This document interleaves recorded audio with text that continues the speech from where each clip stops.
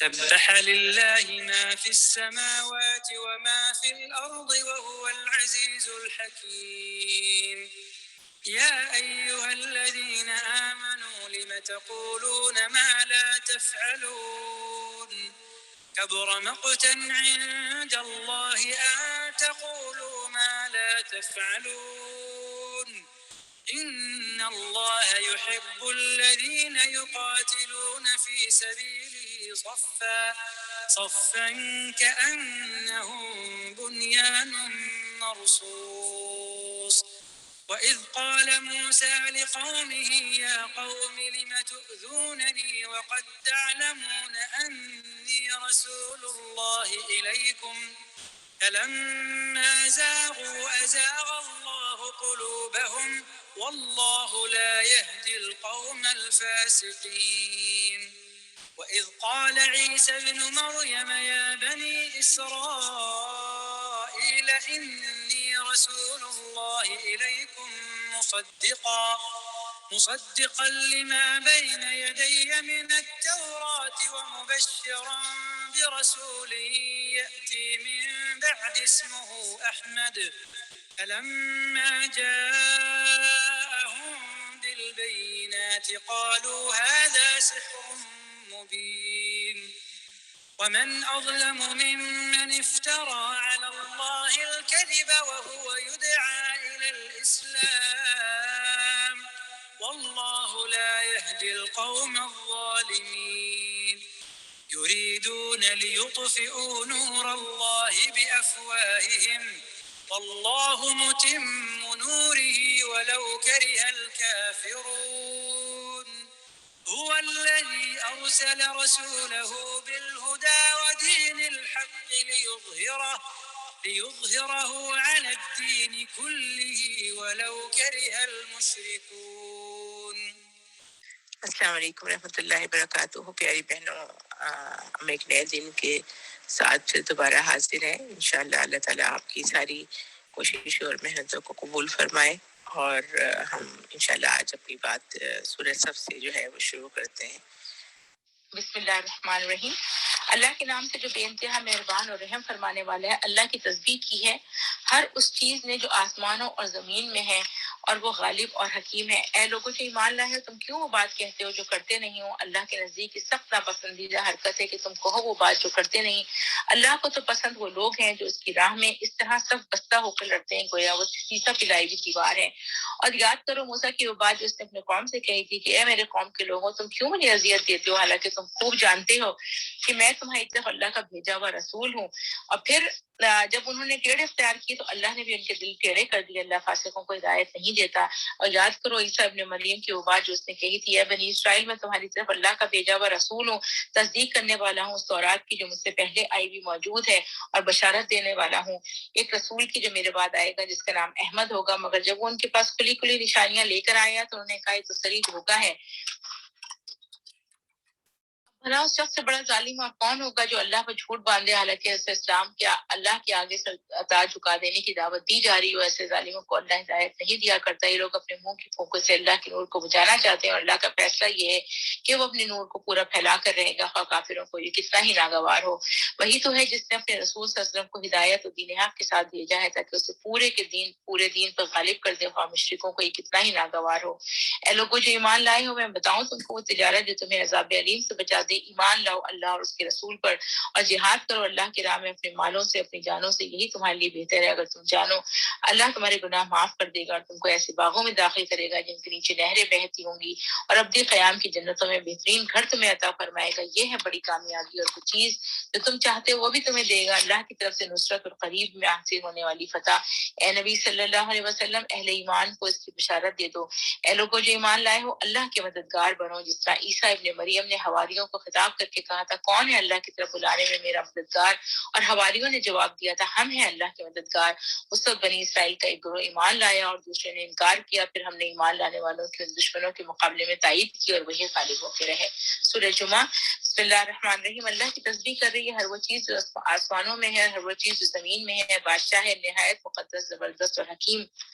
وہی ہے جس نے امیوں کے اندر ایک رسول خود انہی میں سے اٹھایا جو انہیں اس کی آیات سناتا ہے، ان کی زندگی سنوارتا ہے، ان کو کتاب اور حکمت کی تعلیم دیتا ہے۔ حالانکہ اس سے پہلے وہ کھلی گمراہی میں پڑے ہوئے تھے، اور اس رسول کی بعثت ان دوسرے لوگوں کے لیے بھی ہے جو ان سے ابھی نہیں ملے۔ اللہ زبردست اور حکیم ہے، یہ اس کا فضل ہے، جسے چاہتا ہے دیتا ہے، اور بڑا فضل فرمانے والا ہے۔ جن لوگوں کو تورات کا حامل بنایا گیا تھا مگر انہوں نے اس کا بار نہ اٹھایا، ان کی مثال اس گدھے کی سی ہے جس پر کتابیں لدی ہوئی ہیں، اس سے بھی زیادہ بری مثال ہے ان لوگوں کی جنہوں نے اللہ کی آیات کو جھٹلا دیا ہے۔ ایسے ظالموں کو اللہ ہدایت نہیں دیا کرتا۔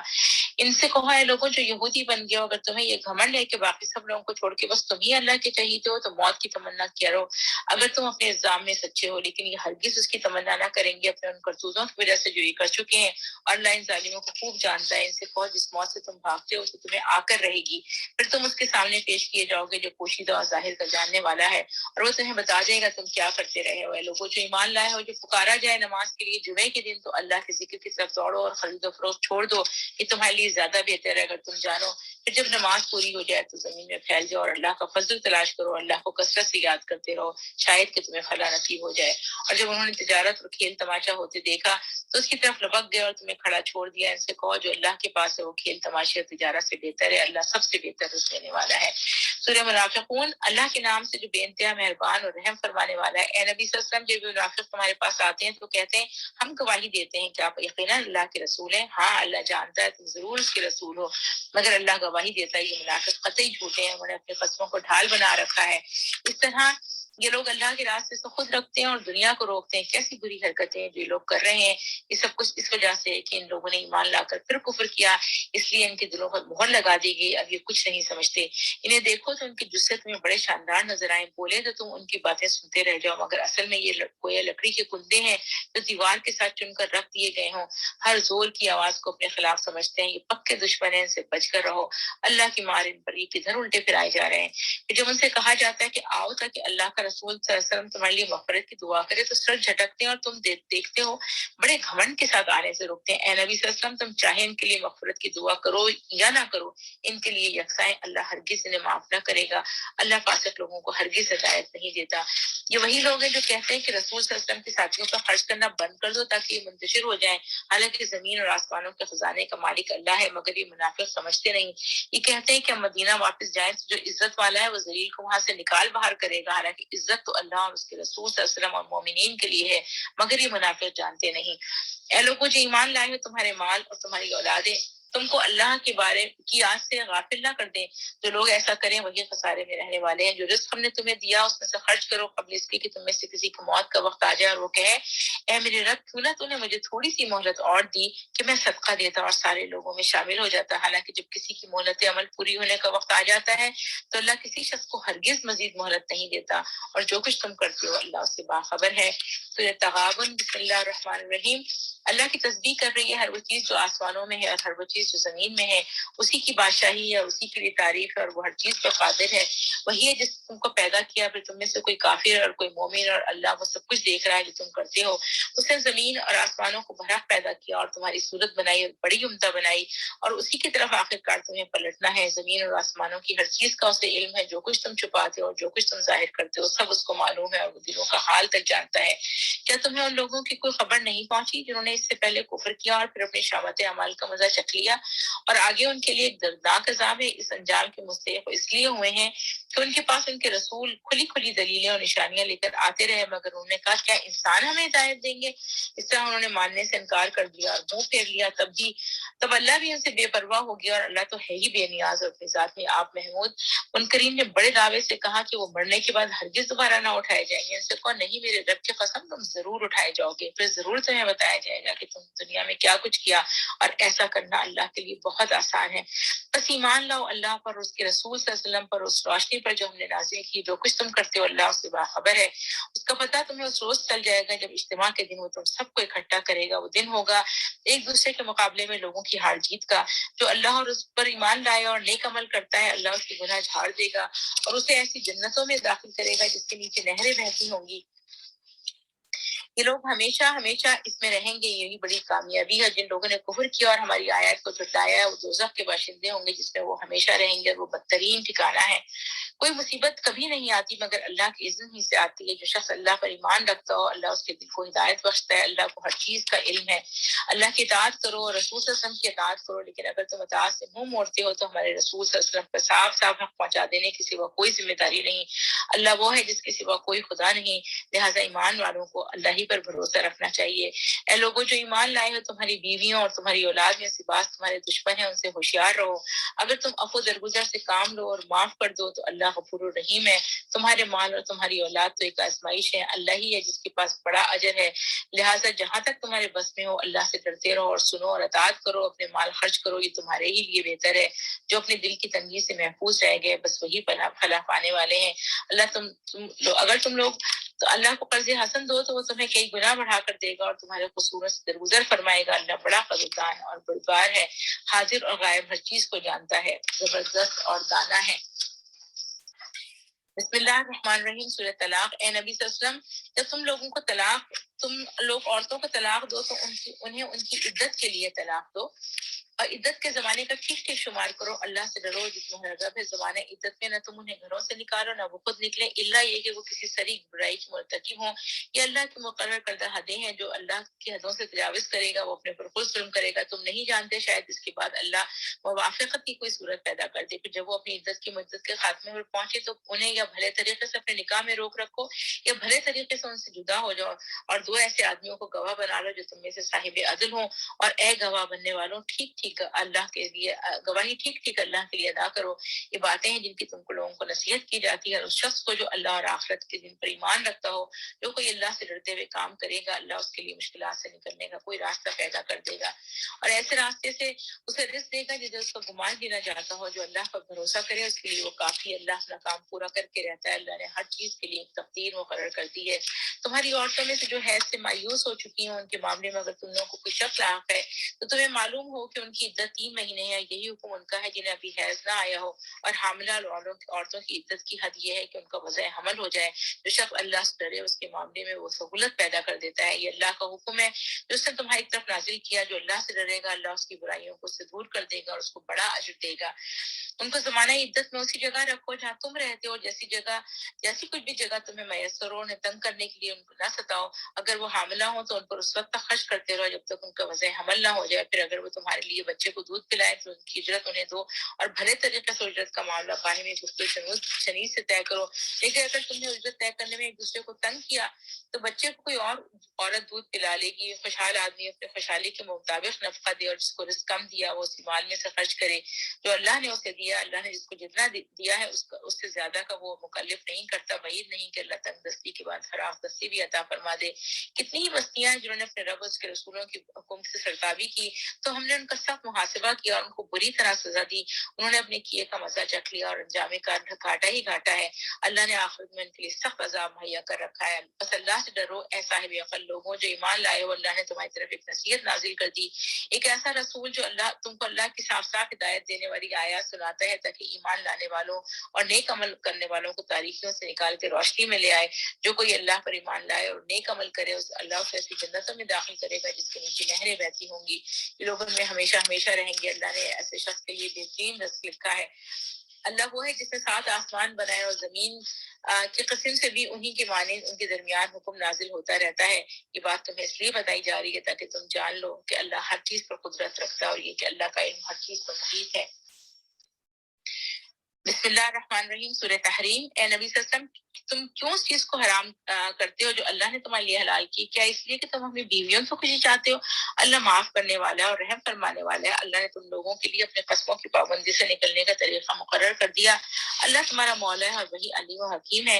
اور یہ معاملہ بھی قابل توجہ ہے کہ نبی صلی اللہ علیہ وسلم نے ایک بات اپنی بیوی سے راز میں کہی، پھر جب اس بیوی نے کسی اور پر وہ راز ظاہر کر دیا تو اللہ نے نبی کو اس افشائے راز کی اطلاع دی، تو نبی صلی اللہ علیہ وسلم نے اس پر کسی حد تک اس بیوی کو خبردار کیا اور کسی حد تک اس سے درگزر کیا۔ پھر جب نبی صلی اللہ علیہ وسلم نے اسے افشائے راز کی بات بتائی تو اس نے پوچھا آپ کو اس کی کس نے خبر دی؟ نبی صلی اللہ علیہ وسلم نے کہا مجھے اس نے خبر دی جو سب کچھ جانتا اور خوب باخبر ہے۔ اگر تم دونوں اللہ سے توبہ کرتی ہو تو تمہارے لیے بہتر ہے کیونکہ تمہارے دل سیدھے راہ سے ہٹ گئے ہیں اور اگر نبی صلی اللہ علیہ وسلم کے مقابلے میں تم نے جتھا بندی کی تو جان رکھو اللہ اس کا مولا ہے، اور اس کے بعد جبرائیل اور تمام صالح اہل ایمان سب ملائکہ اس کے ساتھی اور مددگار ہیں۔ بعید نہیں کہ اگر نبی صلی اللہ علیہ وسلم تم سب بیویوں کو طلاق دے دے تو اللہ اسے ایسی بیویاں تمہارے بدلے میں عطا فرمائے جو تم سے بہتر ہوں۔ سچی مسلمان، با ایمان، اطاعت گزار، توبہ گزار، عبادت گزار، روزے دار، خواہ شوہر دیدہ ہوں یا باقرہ ہوں۔ اے لوگوں جو ایمان لائے ہو، بچاؤ اپنے آپ کو اور اپنے اہل و عیال کو اس آگ سے جس کا ایندھن انسان اور پتھر ہوں گے، اس پر نہایت تنفو سخت گیر فرشتے مقرر ہوں گے جو کبھی اللہ کے حکم کی نافرمانی نہیں کرتے، اور جو حکم بھی انہیں دیا جاتا ہے اسے بجا لاتے ہیں۔ اس وقت کہا جائے گا اے کافروں، آج معذرتیں پیش نہ کرو، تمہیں تو ویسا ہی بدلہ دیا جا رہا ہے جیسے تم عمل کر رہے تھے۔ اے لوگوں جو ایمان لائے ہو، اللہ سے توبہ کرو، خالص توبہ، بعید نہیں کہ اللہ تمہاری برائیاں دور کر دے اور تمہیں ایسی جنتوں میں داخل کرے جن کے نیچے نہریں بہ رہی ہوں گی۔ وہ دن ہوگا جب اللہ اپنے نبی صلی اللہ علیہ وسلم کو ان لوگوں کو جن کے ساتھ ایمان لائے ہیں رسوا نہ کرے گا۔ ان کا نور ان کے آگے آگے ان کے دائیں جانب دوڑ رہا ہوگا، اور وہ کہہ رہے ہوں گے اے ہمارے رب، ہمارا نور ہمارے لیے مکمل کر دے اور ہم سے درگزر فرما، تو ہر چیز پر قدرت رکھتا ہے۔ اے نبی صلی اللہ علیہ وسلم، کفار اور منافقین سے جہاد کرو، ان کے ساتھ سختی سے پیش آؤ، ان کا ٹھکانہ جہنم ہے اور بہت برا ٹھکانہ ہے۔ اللہ کافروں کے معاملے میں نوح اور لوط کی بیویوں کو بطور مثال پیش کرتا ہے، اور وہ ہمارے دو صالح بندوں کی زوجیت میں تھی، مگر انہوں نے اپنے شوہروں سے خیانت کی اور وہ اللہ کے مقابلے میں ان کے کچھ بھی کام نہ آ سکے۔ دونوں سے کہہ دیا گیا کہ جاؤ، آگ میں جانے والوں کے ساتھ تم بھی چلی جاؤ۔ اہل ایمان کے معاملے میں اللہ فرعون کی بیوی کی مثال پیش کرتا ہے، جب اس نے دعا کی اے میرے رب، میرے لیے اپنے ہاں جنت میں ایک گھر بنا اور مجھے فرعون اس کے عمل سے بچا لے اور ظالم قوم سے مجھ کو نجات دے۔ اور عمران کی بیٹی مریم کی مثال دیتا ہے جس نے اپنی شرمگاہ کی حفاظت کی، پھر ہم نے اس کے اندر اپنی طرف سے روح پھونک دی، اور اس نے اپنے رب کے ارشادات اور اس کتابوں کی تصدیق کی، اور وہ اطاعت گزار لوگوں میں سے تھی۔ سورہ صف کے پر ہم آتے ہیں۔ یہ بھی مسبحات میں سے ایک سورہ ہے جس میں پہلی بات جو اللہ تعالیٰ نے کہی وہ یہ کہ قول اور فعل کا تضاد بہت بڑی خصلت ہے۔ یعنی اس کا ایک پہلو یہ ہے کہ ایک انسان دوسروں کو باتوں کی نصیحت کرے اور خود اس پر عمل نہ کرے۔ مثلا دوسروں سے مراد اپنی اولاد بھی ہو سکتی ہے، اپنے شوہر بھی ہو سکتے ہیں، اپنی بیوی بھی ہو سکتی ہے، اپنے خاندان والے بھی ہو سکتے ہیں۔ دوسرا مطلب اس کا یہ ہے کہ ایسی باتیں کرنے کی ضرورت نہیں جس پر تم عمل ہی نہ کرتے۔ یعنی جب ہم سے کوئی رائے لیتا ہے، کوئی مشورہ لیتا ہے، کوئی ہمیں کہتا ہے اس قرآن سے آپ کو کیا بات سمجھ آئی، تو ہم پوری وہ بات سمجھا دیتے ہیں کہ جو اصل میں قرآن کا مقصد تھا، لیکن ہم اس پہ عمل کرنے کے لیے تیار نہیں ہوتے۔ کوئی ہم سے یہ کہے کہ سورہ نور کی تفسیر بتا دیں، کوئی ہم سے یہ کہے پردہ کتاب کو آپ ہمیں سمجھا دیں، ہم بہت اچھی طرح سمجھا دیں گے، لیکن ہم خود اس کے اوپر عمل نہیں کر رہے ہوں گے۔ تو اللہ کو یہ بات سخت ناپسند ہے، اس سے انسان انسانوں کی نظروں میں بھی گرتا ہے اور انسان اللہ کی نظروں میں بھی گرتا ہے۔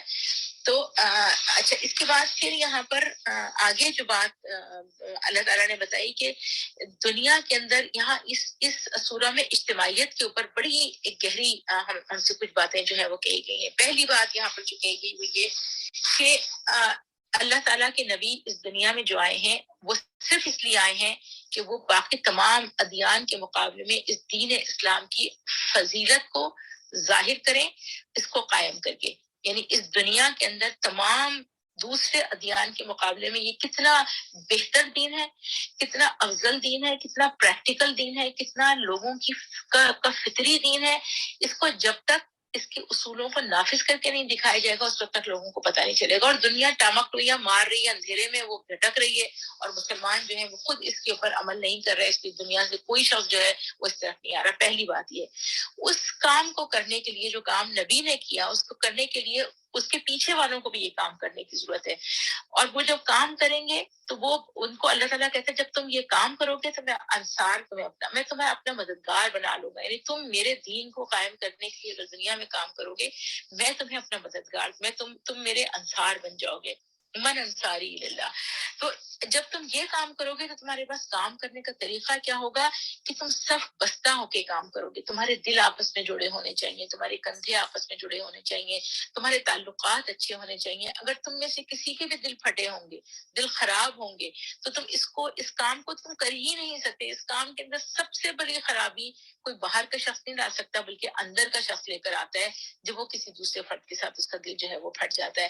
تو یہ کام کرنے کا ایک پورا طریقہ ہمیں یہاں پہ اس سورہ کے اندر بتا دیا، اور اللہ نے یہاں پہ یہ بتا دیا کہ جب انسان تجربی اختیار کرتا ہے، جب حضرت موسیٰ علیہ السلام نے ان کو کیا بتایا، فلما زاغوا ازاغ اللہ قلوبہم، یعنی پہلے انسان اپنے دل کے اندر خرابی لے کر جب آتا ہے تو اللہ اس کے دل کو مزید ٹیڑھا کرتا ہے. یعنی اللہ کی طرف سے یہ کام پہلے نہیں ہوتا, بلکہ جب انسان ایک چیز کو پسند کرتا ہے تو اللہ تعالیٰ اس کو پھر وہاں پہ لے کر آتا ہے. اس کے بعد پھر اللہ تعالیٰ نے یہاں پر یہ بات کہی کہ دیکھیں میں تمہیں ایک ایسی تجارت بتاتا ہوں کہ جو تمہیں عذاب علیم سے بچائے گی. میرے اور آپ کے سب کے لیے یہ اجتماعی کام کرنا, یہ اللہ کے دین کے لیے محنت کرنا, اللہ پر, اس کے رسولوں پہ ایمان لانا اور اللہ کے راستے میں اپنے مالوں سے اپنے جانوں سے جہاد کرنا, یہی وہ کام ہے جو ہمیں مل کر کرنا ہے, صرف بستہ ہو کے کرنا ہے. ہمیں اس کام کے لیے اپنا وقت, اپنا مال, اپنی محنت, اپنی اولاد, اپنے شوق, ہر ایک کو اس کے اندر لگانے کی کوشش کرنی. اور جس کو سمجھ آ جائے, یعنی اگر فرض کریں میں دورہ قرآن اٹینڈ کر رہی ہوں, میرے شوہر اٹینڈ نہیں کر رہے, ان کو تو سمجھ نہیں آ سکتی کہ میں کیا بات سمجھ کر آئی ہوں. تو میری ذمہ داری یہ بن گئی کہ میں تو کم از کم کام کرنا شروع کروں اور اللہ سے دعا کروں, اللہ تعالیٰ اس کے لیے راستہ کھولے گا. اور اسی لیے ہم نے دیکھا آخر میں سورہ تحریم کے اندر ہم دیکھیں گے کس طرح خواتین نے جو ہے وہ کام کیا. اور یہاں حضرت عیسیٰ علیہ السلام کا جو بات کی کہ انہیں کیا کہا, انہیں حواریوں سے کہا کونوا انصار اللہ کما قال عیسی ابن مریم للحواری من انصاری اللہ قال الحواریون نحن انصار. تو میرے اور آپ کے سوچنے کا ہم میں سے کون ہے جو اس وقت یہ فیصلہ کر رہا ہے کہ میں اللہ کا مددگار ہوں, میں اللہ کی مددگار ہوں گی, میں اجتماعیت کے ساتھ رہ کے کام کروں گی, میں جڑ کے کام کروں گی, میں صف بستہ کام کروں گی, میں سورہ صف کی تمام خصوصیات کو اختیار کروں گی. اور میں اس کی وجہ سے اللہ تعالیٰ نے جو میرے سامنے ایک آفر رکھی ہے کہ میں ایک بزنس ڈیل تمہارے ساتھ کر رہا ہوں, تم یہ کام کرو اور میں تمہارے لیے جنت کا جو ہے وعدہ کرتا ہوں. تو یہ ایک آفر جو ہمارے سامنے ہے, کھلی ہوئی ہے, ہم دیکھیں ہم سے کتنے افراد اس کو قبول کرنے کے لیے تیار ہیں. اس کے بعد سورہ جمعہ ہے. سورہ جمعہ کی چند خصوصیات ہے. پہلی بات یہ ہے کہ یہاں پہ اللہ تعالیٰ نے 4 خصوصیات اپنی اکٹھا ایک پیکج یہاں پہ رکھا ہے, ملک, قدوس, عزیز اور حکیم. اکثر آپ قرآن کے اندر دیکھیں گے یا تو بہت ساری خصوصیات سورہ حشر میں آئی ہیں یا 2 آتی ہے, 4 کہیں نہیں آئی ہیں, 4 اسی ایک سورہ کے اندر ہیں. اور ان چاروں کا تعلق ان 4 کوالٹیز کے ساتھ ہے کہ جو نبی کریم صلی اللہ علیہ وسلم کی ذمہ داری کے طور پر یہاں دی گئی تھی. میں اس کنیکشن کے تفصیل میں ابھی نہیں جاؤں گی, لیکن کام کیا کیا ہے, یتلو علیہم آیاتہ وَيُزَكِّيهِمْ وَيُعَلِّمُهُمُ الْكِتَابَ وَالْحِکمَہ. 4 کام نبی اکرم صلی اللہ علیہ وسلم کے تھے. میں اور آپ بھی اس اگر اس کو دیکھیں, یعنی پہلی بات یہ ہے کہ ہمیں قرآن کو پڑھ کے اس سے جڑنا ہے. دوسری بات یہ ہے کہ ہمیں تزکیہ کرنا ہے. تیسری بات یہ ہے کہ ہمیں پھر کتاب اور حکمت کی تعلیم حاصل کرنی. یعنی ہم کیا کرتے ہیں, دیکھیں ہم نے اس ترتیب کو بالکل سب سے پہلے ہم سمجھتے ہیں ہم فقہ کو پڑھ لیں, ہم عربی لینگویج کو پڑھ لیں, ہم عربی گرامر کو پڑھ لیں, ہم تجوید اچھی کر لیں, ہم بہت ہی کمپلیکیٹڈ قسم کی چیزوں کو اصول فقہ پڑھ لیں, ہم فلاں چیز پڑھ لیں. اصل بات یہ ہے کہ اگر میں قرآن سے جڑ کے اپنا تزکیہ نہیں کرتی ہوں تو میں آگے کتاب اور حکمت کی تعلیم حاصل میرے لیے وہ ساری چیزیں بالکل بیکار ہو جائیں گی. اور اسی کے لیے اللہ تعالیٰ یہاں پر ایک مثال دیتا ہے کہ دیکھو تم سے پہلے کچھ لوگوں نے یہ کام کیا ہے. اور وہ کون لوگ تھے, وہ یہود تھے کہ جن کو تورات کا حامل بنایا گیا تھا, لیکن انہوں نے اس بار کو نہ سنبھالا. تو ان کی مثال ایک گدھے کی, نہیں پھر آپ بوجھ کو لاگ کے پھریں گے, میرے پاس سرٹیفکیٹس ہوں گے, میرے پاس مختلف قسم کی ڈگریاں ہوں گی, میں نے اصول حدیث پڑھی ہوگی, میں نے اصول فقہ پڑھا ہوگا, میں نے اصول تفسیر پڑھی ہوگی, میں نے تمام گردانیں یاد کر لی ہوں گی, میں نے ہر چیز کر لی ہوگی, لیکن میں نے تزکیے کا کام نہیں کیا ہوگا. اور میں قرآن سے اس طرح نہیں جڑی ہوں گی کہ میں نے اس کی اپلیکیشن, یعنی ایک بات تو یہ ہے کہ اصول اور ایک بات ہے اپلیکیشن, جب تک اپلیکیشن نہیں آئے گی تزکیہ نہیں ہو سکتا. تو یہ اللہ تعالیٰ کہتا ہے کہ اس سے بھی بڑی ان کی مثال ہے جو گدھے پہ جیسے کتابیں ندی ہیں, ان سے بری مثال ان لوگوں کی جنہوں نے اللہ کی آیت کو جھٹلایا اور اللہ ظالم لوگوں کو ہدایت نہیں دیتا. تو یہ جو ہے کہ پڑھے لکھے یہود کا جو اخلاقی انحطاط ہے نا, علم بلا عمل کے جو نقصانات ہیں وہ یہ نقصانات ہیں کہ انسان اپنے آپ کو بہت عالم فاضل سمجھنے لگتا ہے. اس میں بہت ساری تفاسیر اس کے گھر میں سجی بھی ہوتی ہیں, سب کچھ ہوتا ہے, لیکن اور لوگوں کے اوپر ان کی علم کی دھاک بھی ہوتی ہے. دوسروں کو وہ امی بھی کہہ سکتے ہیں, ان پڑھ کہیں گے, بدھو کہیں گے, حقیر کرتے ہیں, لیکن عملی زندگی میں ان کا یہ حال تھا کہ وہ سخت بد عمل لوگ تھے, بے عمل لوگ تھے, اور دنیا کے لالچ میں پھنس کے اللہ کو وہ لوگ جو ہے وہ بھول چکے تھے. ہاں، اس کے بعد پھر آگے جو بتایا ہے یہاں پہ جمعے کی نماز کا جو تذکرہ جو ہے یہاں پر کیا گیا ہے کہ جمعہ جو ہے وہ کس طریقے سے ضروری ہے. سنت کے اندر سے کیا بات ہے کہ جب جمعے کی اذان ہو جائے تو خرید و فروخت اور ہر چیز کو چھوڑ کے جمعے کے لیے جانا ہے. یہ جو ایک عجیب صورتحال ہمارے یہاں ہو گئی نا، خصوصاً پاکستان کے اندر یہ بات بہت زیادہ ہے کہ جمعے کا ٹائم ہو گیا لیکن ہم بازاروں کے اندر، بازار کھلے ہوئے ہیں، لوگ بازاروں کے اندر جا رہے ہیں، خرید و فروخت ہو رہی ہے.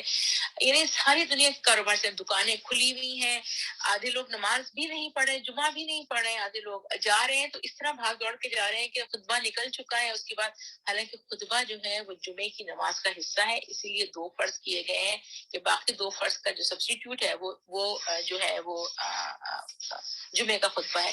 اب ظاہر ہے اس کے بعد اس کے بہت سارے جمعے کے مسائل ہیں جس کا اس وقت ہمارے پاس وقت نہیں ہے، لیکن آپ لوگ اس کو ضرور جو ہے نا وہ پڑھ لیں گے. اور پھر یہ بات کہی گئی کہ ضروری نہیں ہے کہ جمعے کے دن کی چھٹی ہو. جمعے کے بعد یہ کہا گیا ہے کہ اللہ کا فضل تلاش کرو، اللہ کو کثرت سے یاد کرو. اور لیکن یہ بات بھی کہی گئی کہ جو بھی دنیا میں تماشا ہو رہا ہے، کچھ بھی ہو رہا ہے، اس سب سے بہتر یہ ہے کہ تم اللہ کی بات کو اور اللہ کے رسول صلی اللہ علیہ وسلم کی بات کو سنو اور مانو. اس کے بعد سورہ منافقون ہے. یہ ایک پوری سورہ ہے منافقین کے بارے میں جو دی گئی ہے.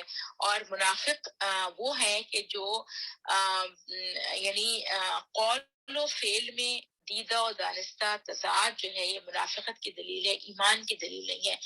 میں نے اقرار کسی اور چیز کا کیا ہو لیکن عملاً میں کچھ اور کر رہی ہوں. اگر میں سڑکوں پہ دیکھوں تو ایک ہندو عورت اور ایک مسلمان عورت کے مزاج میں، اس کی کردار میں، اس کی رفتار میں، اس کے لباس میں، اس کے انداز میں، اس کے اٹھنے بیٹھنے میں، اس کے پہننے اوڑھنے میں، اس کی پسند ناپسند میں کوئی فرق نہیں ہے. ایک عیسائی، ایک یہودی، ایک مسلمان، سب عورت برابر ہے. تو کیسے وہ دعویٰ کر سکتے ہیں کہ ہم مسلمان ہیں؟ اسی طرح مردوں کا بھی حال ہے، اسی طرح عورتوں کا بھی حال ہے. تمام یعنی جو چیزیں اس میں آپ دیکھیں تو یہاں اللہ تعالیٰ نے جو بات کی ہے کہ یعنی منافق بھی یہ شہادت دیتے تھے کہ آپ اللہ کے رسول ہیں صلی اللہ علیہ وسلم، اور اللہ نے بھی کہا کہ تم جو یہ بات کہتے ہو سچی ہے لیکن اصل تم جھوٹے ہو، اس لیے کہ تمہارے دل کے اندر ابھی بات جو ہے اس طرح نہیں بیٹھی. میں اگر سوچوں تو کیا میرے دل کے، میں یہ تو مانتی ہوں کہ وہ اللہ کے نبی صلی اللہ علیہ وسلم ہے، لیکن میں اس پہ راضی نہیں ہو پاتی کہ جو کچھ تم نے کہا مجھے اس پر لازم عمل کرنا ہے. میں سمجھتی ہوں اس کے لیے ایک وے آؤٹ ہے، میں اسے ریگل آؤٹ کر سکتی ہوں. اور اس کے بعد پھر یہاں پر دیکھیں کہ وہ کس طریقے سے اللہ تعالیٰ ان کو پورا ایک ان کا انداز بتاتا ہے کہ وہ مجلس میں آتے ہیں تو کسی دیوار کے ساتھ ٹیک لا کے بیٹھ جاتے ہیں اپنی شان جتانے کے لیے کہ ہم ایک بڑی اونچی اس کے لوگ ہیں. باتیں کریں گے تو ایک دکھاوے کی باتیں کریں گے اور باتوں کو دھیان سے نہیں سننا. دلوں کا حال تو اللہ جانتا ہے. میں اگر یہ کہوں کہ یعنی سننے والوں میں سے کون کس طرح سن رہا ہے. آج آپ میں سے کتنے لوگ ہیں جو دورہ قرآن سن رہے ہیں؟ میں کہہ رہی ہوں، آپ سن رہے ہیں، بہت سے لوگوں نے کہا، آپ لوگوں نے سب نے سنا. تو سننے والوں کے دلوں کا حال اللہ جانتا ہے کہ کون جو ہے صرف ثواب کے لیے آیا ہے، کون اس لیے آیا ہے کہ کسی نے کہہ دیا تھا، کون اس لیے آیا ہے کہ دوسرے وقت میں دوسری اور کوئی مصروفیت نہیں تھی، چلے کچھ تھوڑا سا اجر مل جائے گا. کون حقیقتاً اس لیے آیا ہے کہ وہ اپنے عمل کو بہتر سے بہتر کرے اور جو کچھ بھی اس کو ملے وہ اس کے اوپر تیزی کے ساتھ لپک کر عمل کرنا شروع کر دے. یہ جو یہاں پر اللہ تعالیٰ بتاتا ہے کہ یہ منافقین کی جو کیفیت ہے کہ وہ سننے کے بعد عمل نہیں کرنا چاہتے. اور اس کے بعد پھر ایک پورے واقعے کی طرف یہاں تذکرہ ہے عبداللہ ابن ابی بن سلول کا، جو ایک پورا واقعہ ہے وہ یقیناً آپ کو پتا ہوگا. اور اللہ تعالیٰ نے یہاں پہ ایک اصولی بات کہی ہے کہ اللہ عزت جو ہے وَلِلَّهِ الْعِزَّةُ وَلِرَسُولِهِ وَلِلْمُؤْمِنِينَ وَلَكِنَّ الْمُنَافِقِينَ لَا يَعْلَمُونَ. اللہ تعالیٰ یہ کہتا ہے کہ عزت جو ہے وہ اللہ اور اس کے رسول اور مومنین کے لیے. عزت جو کہ دنیا کے اندر ان کو ایک دل کا سکون مہیا کرتی ہے، ان کے دلوں کو اطمینان کے ساتھ رکھتی ہے، ان کو اپنے کام کے اوپر، اپنے مشن کے اوپر جما کے رکھتی ہے. اور عزت جو آخرت میں ان کو جنت کی صورت میں ملے گی وہ صرف اللہ اور اس کے رسول اور مومنین کے لیے ہے. اور پھر اللہ تعالیٰ بتاتا ہے کہ ایمان لانے والوں، تمہارے مال اور تمہاری اولاد تمہیں اللہ کی یاد سے غافل نہ کریں. جو لوگ ایسا کریں گے وہی خسارہ اٹھانے والے ہیں. اور اس کے بعد اللہ تعالیٰ نے یعنی مال اور اولاد کس چیز سے غافل کرتے ہیں؟ اللہ کی یاد. اور یہاں پر اگلی چیز جو بتائی گئی وہ کیا؟ صدقہ کرنا.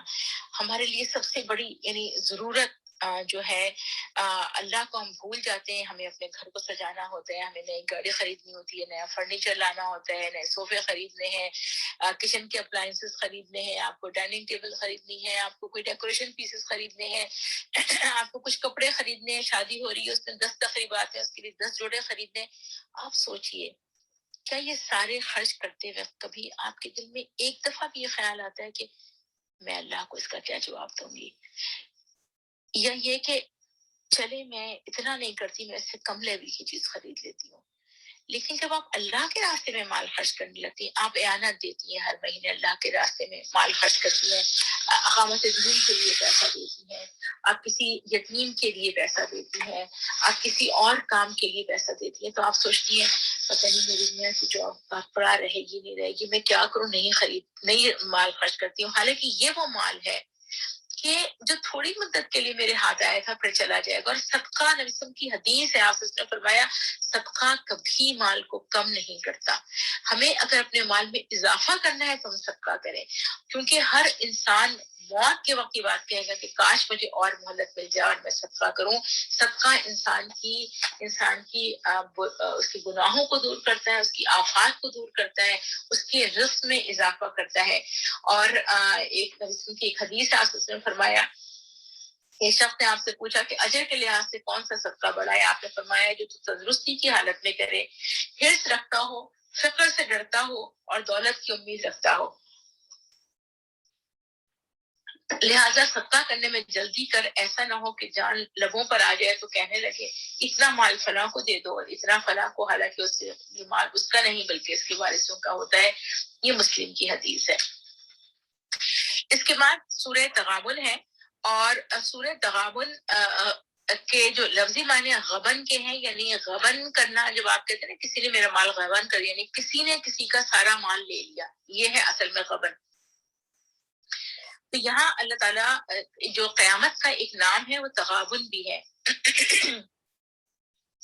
اللہ تعالیٰ یہاں پر جو بات بتاتا ہے وہ یہ کہ جو انسان میں جو بات یہاں پہ بتائی کہ اللہ تعالیٰ نے انسان کو حق کے ساتھ پیدا کیا, ایک مصلحت کے تحت پیدا کیا. وَصَوَّرَكُمْ فَأَحْسَنَ صُوَرَكُمْ وَإِلَيْهِ الْمَصِيرُ, آیت نمبر 3 میں. تو یعنی انسان کو آپ دیکھیں کہ سیدھا کھڑا ہو کر 2 پاؤں پر چلنے والی مخلوق بنایا, اور کوئی مخلوق ایسے نہیں ہے. اسے بولنے کی صلاحیت دی ہے, ایک دوسرے کی بات کو سمجھنے اور جواب دینے کی قوت عطا فرمائی ہے, دلیل سے بات کرنے کی قوت عطا فرمائی ہے. پھر اس کو یہ عقل اور شعور بخشی ہے کہ وہ تمام مخلوق سے اپنی ضرورت کے مطابق کام لے لے. وہ گدھوں سے کام لیتا ہے, گھوڑوں سے کام لیتا ہے, وہ شہد کی مکھی سے کام لیتا ہے, وہ تمام چیزوں سے کام لے سکتا ہے. انہیں اپنا مطیع بنا دے, ان کو حکومت کر سکے. یہ انسان صفات جو ہے وہ انسان کے علاوہ کسی اور کو عطا نہیں کی گئی. اس کے اعضاء کی ساخت ایسی بنائی گئی کہ ایک ایک عضو سے وہ کئی کام لے سکتا ہے. اور آپ سوچیں کہ ایسی اس کی اعضاء بنائے گئے ہیں کہ انسان جب کوئی اور چیز تخلیق کرتا ہے تو اس کے علاوہ کوئی اور طریقے سے وہ تخلیق نہیں کر پاتا. اپنی عقل اور اپنے اعضاء سے کام لے کر ایک طرف وہ پوری کائنات کو تخلیق کرتا ہے اور نئی نئی ایجادات کو وجود میں لے کر آتا ہے. یعنی انسان کو اللہ تعالیٰ نے ایک اتنی حیرت انگیز طریقے سے ایک پورا اس کا ڈیزائن بھی اتنا اچھا بنایا ہے, تو اس کی شکل بھی اتنی خوبصورت بنائی ہے. یہ نہیں کیا کہ ایک انسان کی ایک آنکھ بڑی ہو اور دوسری آنکھ چھوٹی ہو, ایک آنکھ کالی ہو اور دوسری آنکھ نیلی ہو, ایک نتنا بہت موٹا سا ہو اور دوسرا بالکل چھوٹا سا ہو, ایک ہاتھ بہت لمبا ہو اور ایک ہاتھ بہت چھوٹا ہو. یعنی اگر یہ سب چیزیں ہوتی, میرا ایک ہاتھ 4 فٹ کا ہوتا اور ایک ہاتھ 2 فٹ کا ہوتا, تو انسان کتنا خوفناک اور کتنا ڈراؤنا لگتا. اتنی ہماگیر انسانیت کے باوجود ہر ایک کی شکل اور نقش و نگار بالکل الگ الگ بنائے. اگر اللہ تعالیٰ انسان کی ناک یا اس کی آنکھیں پیچھے گردن پہ لگا دیتا, کسی کی کمر پہ لگا دیتا, تو آپ سوچیے کہ انسان کیسی ایک مخلوق ہوتا. تو اس پوری چیز کو اللہ تعالیٰ نے بہترین طریقے سے بتایا. اور پھر اللہ تعالیٰ کہتا ہے واللہ علیم بذات الصدور, یعنی جو باتیں تم دل میں چھپائے رکھتے ہو اللہ تعالیٰ اسے بھی جانتا ہے, اور جو زبان سے کہتے ہیں اسے بھی جانتا ہے. میری تمام چیزوں کو وہ جاننے والا ہے. اس کا دوسرا مطلب یہ ہے کہ جو تم لوگوں سے چھپا کر کرتے ہو انہیں بھی اللہ جانتا ہے, اور جو لوگوں کے سامنے کرتے ہو وہ بھی اللہ جانتا ہے. اور اس سے یہ بھی معلوم ہوا کہ اللہ نیتوں کو بھی جانتا ہے, ارادوں کو بھی جانتا ہے, اور اسی کے مطابق صحیح عدل بھی اللہ ہی کر سکتا ہے, اس لیے کہ ہم میں سے کوئی کسی کی نیت کو نہیں جانتا. صرف ہم ظاہری اعمال کو جانتے ہیں اور ظاہری صورتوں کے مطابق ہی عمل جو ہے وہ کر سکتے ہیں, اور یا کسی کو اس کا نتیجہ جو ہے وہ دے سکتے ہیں. اس کے بعد پھر یہاں پر جو ہے اللہ یہ جو بتا رہے ہیں بات کو آیت نمبر 9 میں, یوم یجمعکم لیوم الجمع ذالک یوم التغابن, یعنی یہ جو چیز ہے کہ اگر کوئی شخص آخرت پر ایمان نہیں لاتا تو اللہ تعالیٰ اجتماع کے دن تم سب کو اکٹھا کرے گا, اور یہی ایک دوسرے سے ہار جیت کا دن ہوگا. دیکھیں اگر کوئی شخص آخرت پر یقین نہیں رہتا تو وہ یہ نہیں کہہ سکتا میں ایک علم کی بنیاد پر یہ کام کر رہا ہوں, یقینی طور پہ کہ دوبارہ کوئی زندگی نہیں ہے. انسان کے پاس ایسا کوئی ذریعہ علم نہ پہلے کبھی تھا, نہ آج ہے, اور نہ آئندہ کبھی ہو سکتا ہے. پھر اس دعوے کو اتنے زور و شور سے پیش کرنا کیا معنی رکھتا ہے؟ زیادہ سے زیادہ انسان یہ کہہ سکتا ہے کہ مرنے کے بعد زندہ ہونے کا بھی امکان ہے اور نہ ہونے کا بھی امکان ہے, لیکن وہ دوبارہ اٹھنے کی تردید نہیں کر سکتا. جبکہ اللہ کے رسول جو بات کہتے ہیں وہ اس دعوے کے مقابلے میں اللہ کی طرف سے وحی کی بنیاد پر ایک بات کہہ رہے ہیں. جو بھی ان کی صداقت کو مانے گا, جو بھی اس بات کا یعنی جو بات وہ کہہ رہے ہیں کہ میں اللہ کی قسم کھا کر یہ بات کہتا ہوں کہ تم کو ضرور زندہ کیا جائے گا, اور اس لیے زندہ کیا جائے گا کہ آج جو کچھ تم کر رہے ہو اس کی تم سے باس پرس ہوگی, اس کا تم سے محاسبہ ہوگا, اس کا تم سے مواخذہ ہوگا, ظالم کو اس کے ظلم کی سزا دی جائے گی, مظلوم کی داد رسی کی جائے گی. کائنات کا یہ نظام پورا کا پورا نظام اس بات کی شہادت دے رہا ہے کہ یہ کوئی اندھیر نگری نہیں ہے کہ جو تم چاہو کرتے رہو اور پھر مر جاؤ اور اس کے بعد کوئی تمہیں پوچھنے والا نہ ہو. نہیں, بلکہ یہ یوم التغابن ہے. اور تغابن کیا ہے؟ یعنی کسی کا حق, کسی کی چیز کو مار لینا, لے جانا. لوگ بڑے بڑے اعمال کر کے آئیں گے لیکن انہوں نے کسی کا حق مارا ہوگا, کسی کو برا بھلا کہا ہوگا, تو لوگ وہ سارا کا سارا نیک اعمال جو ہے وہ لے جائیں گے. اسی کو نبی صلی اللہ علیہ وسلم نے کہا کہ تم جانتے ہو میری امت کا مفلس کون ہے؟ لوگوں نے کہا وہ جس کے پاس روپیہ پیسہ نہ ہو. آپ نے کہا نہیں, وہ حقیقت میں مفلس ہے جو قیامت کے دن بہت سی نیکیاں لے کر آئے گا, لیکن اس کا حق وصول کرنے والے اللہ کے دربار میں اپنے اپنے حق کا مطالبہ کر لیں گے تو اس کی نیکیاں حقداروں کو دے دی جائیں گی حتیٰ کہ اس کے پاس کوئی نیکی نہیں رہے گی. تو یہ جو ایک جو بات ہے یہ یوم التغابن ہے کہ انسان کر کے تو لے کر آئے گا لیکن پھر اس کے ساتھ اس کے مظالم بھی ہوں گے, اس کی زیادتیاں بھی ہوں گی, تو وہ جو ہے اس میں ختم ہو جائیں گے سارے اس کی نیکیاں جو ہے. اس کے بعد پھر آگے اللہ تعالیٰ بتاتے ہیں کہ آیت نمبر 13 کے اندر کہ وہ اللہ ہی ہے جس کے سوا کوئی الہ نہیں, اور مومنوں کو اللہ ہی پر بھروسہ کرنا چاہیے. کیوں آخر ایسا ہے کہ مومنوں کو صرف اللہ پہ توکل کرنا چاہیے؟ اس لیے کہ اس کائنات میں در حقیقت کچھ کرنے کا اختیار اور پورا کا پورا اختیار صرف اللہ کے پاس ہے. کوئی دوسرا اس اختیار میں اللہ کے ساتھ بالکل شریک نہیں ہے. لہٰذا اللہ اور اس کے رسول پہ ایمان لانے کا ایک لازمی نتیجہ یہ نکلتا ہے کہ صرف اللہ پر بھروسہ کیا جائے, اور جو کچھ بھی اس کے قبضہ قدرت میں ہے, پورے اختیارات جو اس کے پاس ہیں, ہر طرح کا ظاہر اور باطن اور اسباب, اور وہ مسبب الاسباب ہے. جو شخص اللہ تعالیٰ کی صفت پر دل سے یقین رکھتا ہے اس کے لیے یہ ممکن نہیں رہتا کہ وہ اس کا دروازہ چھوڑ کر کسی اور دروازے کے پاس جائے. اس کے لیے وہ ممکن نہیں ہوتا کہ وہ کسی اور کی بڑائی کو مانے, وہ کسی اور کی قوت کو مانے, وہ کسی اور کے آگے ہاتھ پھیلائے, وہ کسی اور سے ڈرے, وہ کسی اور کا خوف رکھے. اس کا دل بس اللہ کے ساتھ جڑا ہوتا ہے اس لیے کہ وہ یقین رکھتا ہے کہ وہ ہر چیز کا اختیار رکھتا ہے.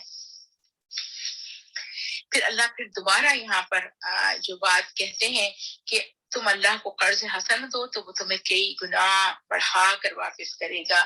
یعنی اور پھر اس سے پہلے کی جو آیت یہ ہے کہ تمہارے یا ایھا الذین آمنوا ان من ازواجکم واولادکم عدو لکم فاحذروہم، یعنی ساری بیویاں اور ساری اولاد تمہارے دشمن نہیں بلکہ بعض بیویاں اور بعض اولاد یہی وہ رشتے ہیں جو انسان سے قریب ہوتے ہیں، اس کے عزیز ہوتے ہیں.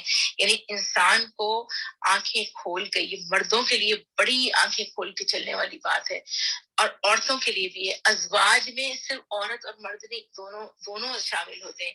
یعنی جس کو کہ بنایا گیا ہے جو اللہ کے سامنے جواب دہ ہے اس چیز کا، جو مکلف بنایا گیا اس بات کا کہ اس کو دیکھنا ہوگا اپنے گھر والوں کو، تو وہ نہ دیکھے. اور پھر میں بھائی صاحب بیوی کے مجھے کیا دیکھنے کی ضرورت ہے کہ میرا شوہر اگر مجھے برائی کے راستے میں چلا رہا ہے تو میں چلتی رہوں؟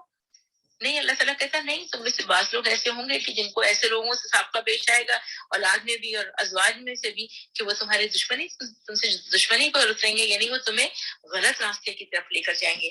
تو ہمیں بہت ہی احتیاط کے ساتھ ان رشتوں کے ساتھ جو ہے وہ چلنا ہے. اس کے بعد سورۃ طلاق ہے اور یہ خصوصیت سے عورتوں کے لیے اس کے اندر بہت ساری چیزیں ہیں اور مردوں کے لیے بھی بہت ساری چیزیں ہیں. ضرور اپنے بچوں کے ساتھ بیٹھ کے لڑکوں کو خصوصاً پڑھائیں، لڑکیوں کو بھی پڑھائیں کہ طلاق جو ہے وہ کوئی معمولی بات نہیں ہے.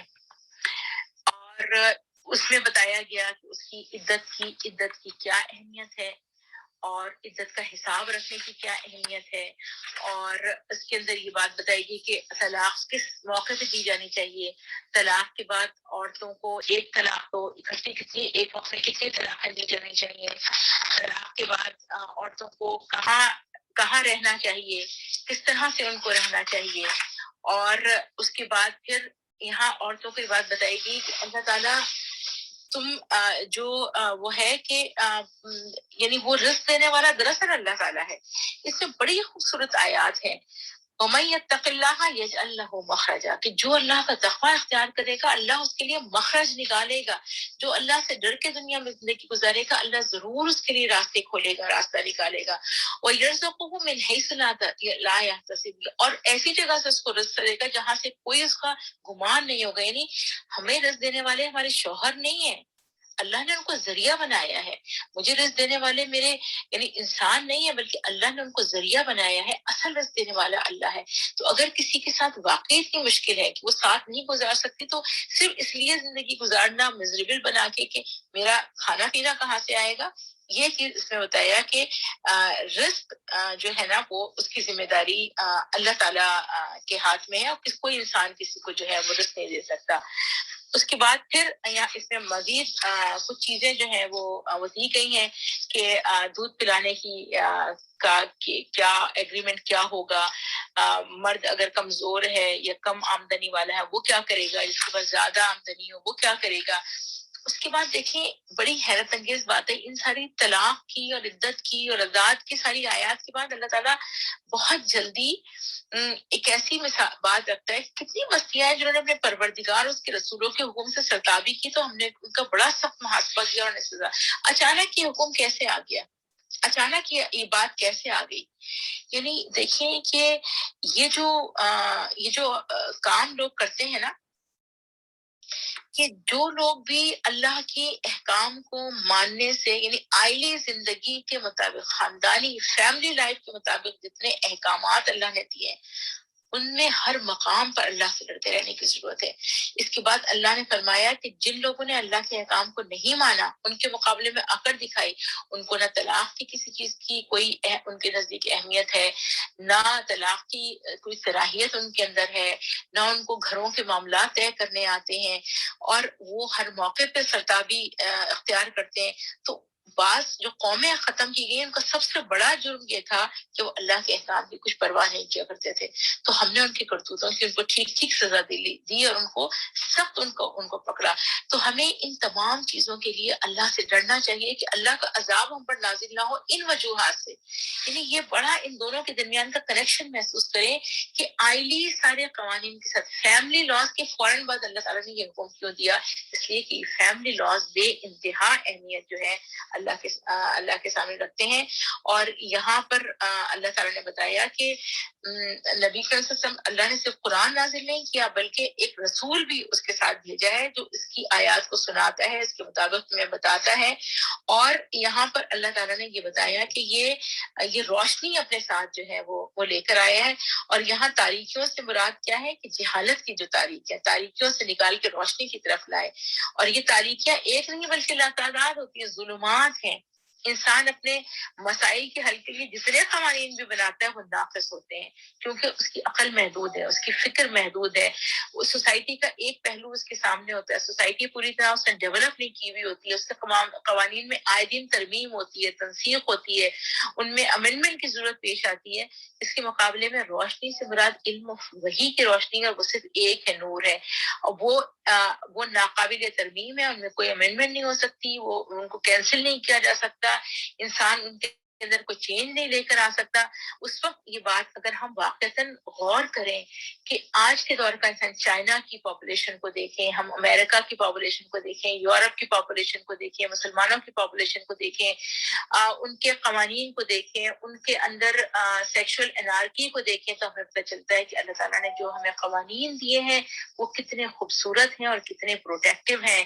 اور اس سے پھر اللہ تعالیٰ کی یعنی اس چیز کا احساس ہمیں ہوتا ہے کہ یہ ہمیشہ کے لیے پرسکون معاشرہ بنانے کے قوانین ہیں جو اللہ تعالیٰ نے ہمارے لیے بھیجے ہیں.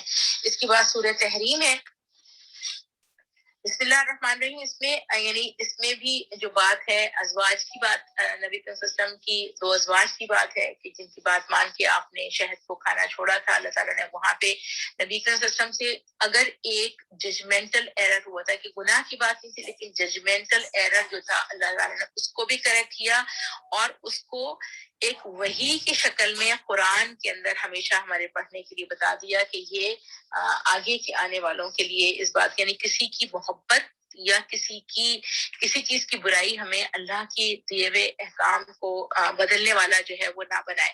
اس کے بعد پھر یہاں پر بتایا گیا ہے کہ وہی جو ہے یعنی اس کا ہمارے سامنے کوئی تذکرہ نہیں ہے کہ وہ کون سی راز کی بات تھی اور کس طرح اللہ تعالیٰ نے بتایا.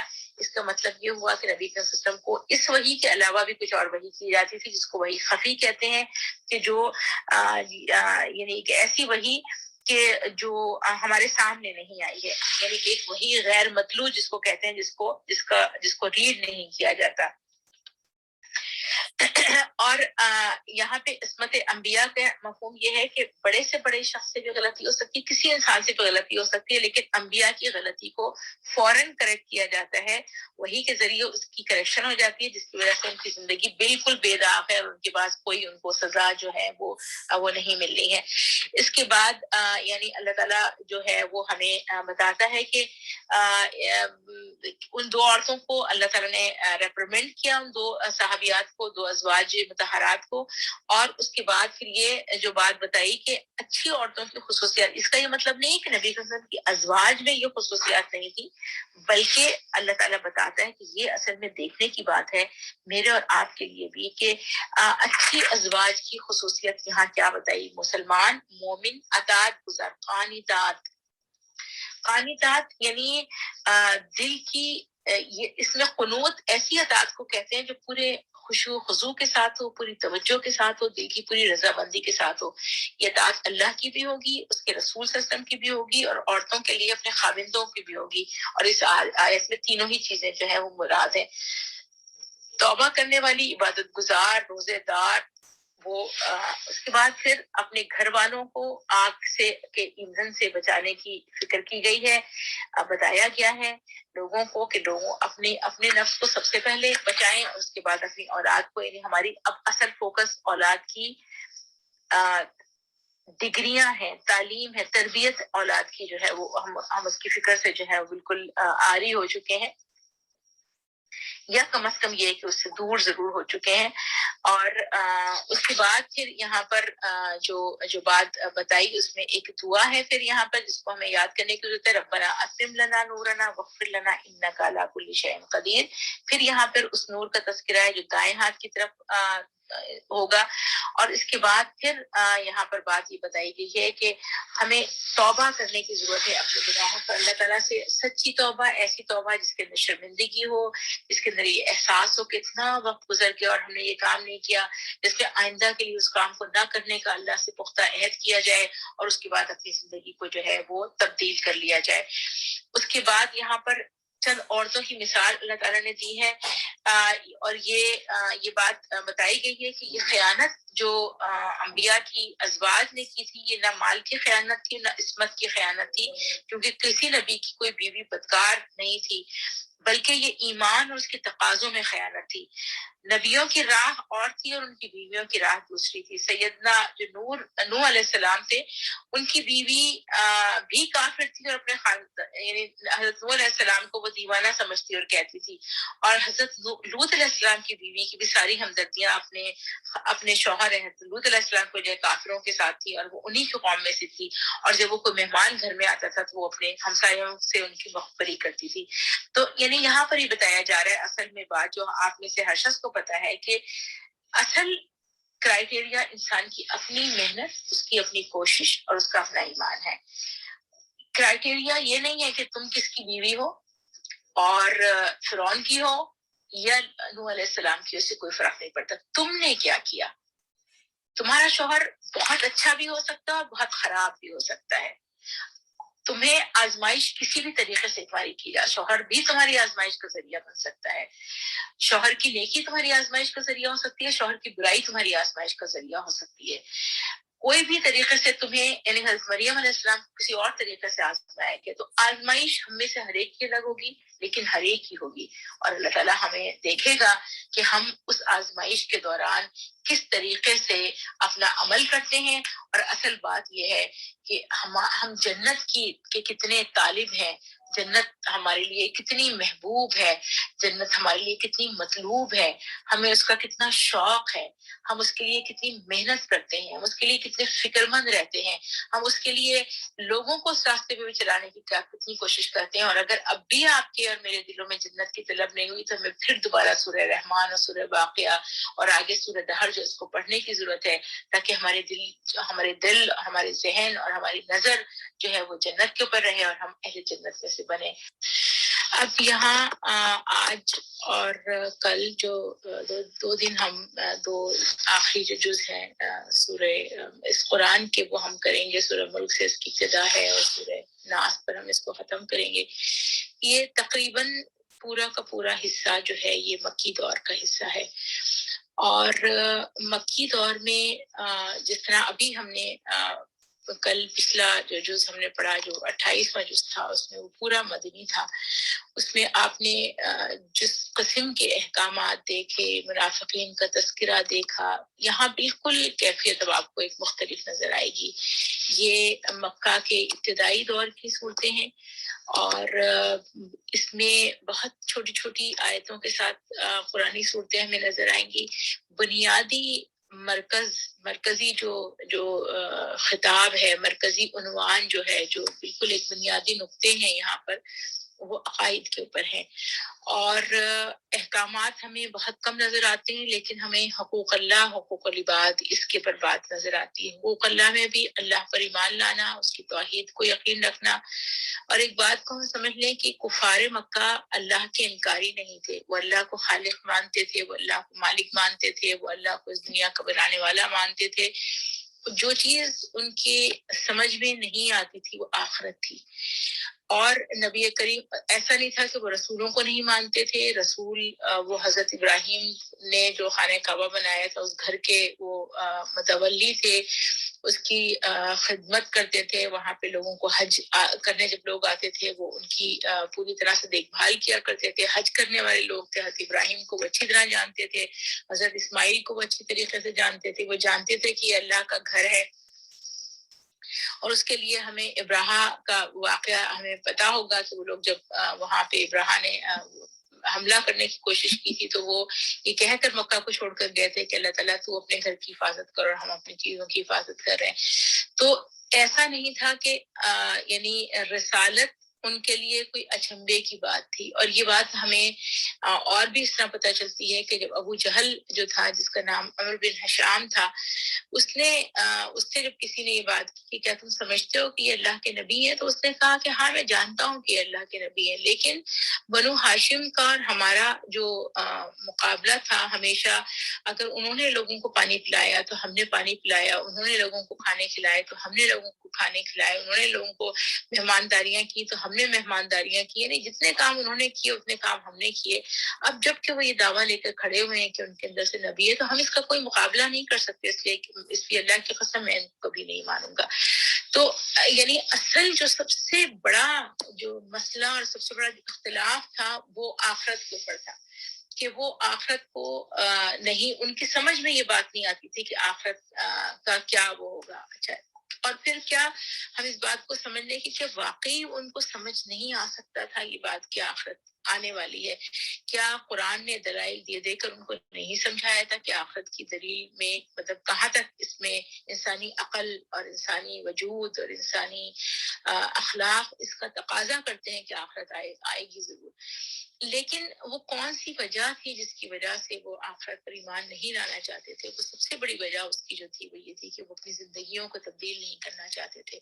وہ جس چیز کے عادی تھے جن ناانصافیوں کے جن بد عہدیوں کے جن عیاشیوں کے جن رسوم و رواج کے جس لائف اسٹائل کے جس طریقے سے مال کو خرچ کرنے کے جنگیں کرنے کے جھگڑے کرنے کے ایک دوسرے کے اوپر کے مال کے اوپر قبضہ کرنے کے جن چیزوں کے وہ عادی تھے جن بتوں کی پوجا کرنے کے جن کے ذریعے ان کے کاروبار چل رہے تھے تو اس کو وہ تبدیل کرنے پہ تیار نہیں تھے. تو ہم جب یہ پورا یہ دونوں جز پڑھیں گے تو اس میں ہمیں بہت ہی بنیادی دو چیزیں نظر آئیں گی. ایک تو یہ کہ ایمانیات کے اوپر بات ہوئی ہے ایمانیات کے اندر سے ایمان باللہ ایمان بالرسول اور ایمان بالآخرت اور خصوصیت کے ساتھ ایمان بالآخرت اس میں جنت کو اور جہنم کا تذکرہ بار بار ہمیں جو ہے وہ ملتا ہے. اور یہاں آپ کو منافقین کا تذکرہ بالکل نہیں ملے گا بلکہ جو تذکرہ ملے گا وہ یہ کیا کہ لوگوں کے پر جو وہاں پہ اس وقت ان کو عذاب دیا جا رہا تھا ان کو مصیبتیں ان کے پر نازل کی جا رہی لوگوں کی طرف سے ان کو ستایا جا رہا تھا تنگ کیا جا رہا تھا. ان کو شیب ابی طالب کا سے سامنا تھا ان کو وادی میں سوشل بائیکاٹ کر کے ڈال دیا گیا ان کو آگ پر تپایا جا رہا تھا ان کو جان سے مارا ڈالا جا رہا تھا ان کو مارا پیٹا جا رہا تھا. یعنی ہر قسم کے مظالم جو کیے جا رہے تھے تو اللہ تعالیٰ بار بار یہاں پہ تذکرہ کرتے ہیں کہ اللہ تعالیٰ ان کے اوپر صبر کرو اور صبر کے ذریعے ہی یہاں کوئی جہاد کا آپ کو حکم نظر نہیں آئے گا کسی قسم کی لڑائی کا کوئی حکم نظر نہیں آئے گا. دوسری بات جو معاملات اس کے نظر آتے ہیں وہ انسانوں حقوق العباد کی ادائیگی اس لیے کہ وہ لوگ بہت بڑی جو ڈنڈی مارتے تھے حقوق العباد میں یتیم کے مال کو ختم کر کھا جانا مسکین کی مدد نہ کرنا دوسروں کو بھی نہ اس کے اوپر ابھارنا. ایسا نہیں تھا کہ ان کے 100% لوگ ایسے تھے ہمیں پتہ چلتا ہے کہ ان کے یہاں بھی اچھے لوگ موجود تھے ایسا نہیں تھا کہ ہر شخص یہ کام کر رہا تھا لیکن جو سوسائٹی کا عمومی مزاج تھا وہ یہ بن گیا تھا. اور خاص طور پہ سوسائٹی کا وہ طبقہ کہ جو اونچا طبقہ تھا جو سردار تھے جن کے بہت سارے غلام تھے جن کے پاس بہت سا پیسہ تھا جن کی بہت پہنچ ہوتی تھی باقی سرداروں تک تو ان کا اپنا ایک انداز جو تھا وہ یہ بن گیا تھا. تو اس میں بار بار مال یتیم کا تذکرہ ان مسکینوں کو کھانا کھلانے کا تذکرہ اور یعنی یہ جو راتوں کو جاگ کے عبادت کرنے کا تذکرہ تہجد اس لیے کہ ابھی تک یہاں پہ 5 نمازیں فرض نہیں ہوئی ہیں جو صورتیں نازل ہو رہی ہیں اس کے اندر تو ہمیں یہ اس کا ایک پورا سڈن موڈ چینج نظر آئے گا آپ کو ایک دن سے لے کے دوسرے دن یعنی 28ویں جز سے لے کر 29ویں جز کے اندر بہت موڈ چینج ہے قرآن کا پورا انداز بدلا ہوا ہے اور بہت چھوٹی چھوٹی بڑی ہی یعنی اس کے اندر بڑا ردم پایا جاتا ہے ان صورتوں میں. جب آپ پڑھیں گی ان کو تو آپ کو واقعتاً بہت ہی ایک لطف آتا ہے چاہے ہمیں عربی سمجھ میں نہ آئے لیکن تب بھی ہمیں ایک چیز سمجھ آتی ہے کہ کس طرح اس کا انداز کیا ہے. ہم شروع کرتے ہیں سورہ ملک سے. بسم اللہ الرحمن الرحیم. نہایت بزرگ و برتر ہے وہ جس کے ہاتھ میں کائنات کی سلطنت ہے اور وہ ہر چیز پر قدرت رکھتا ہے.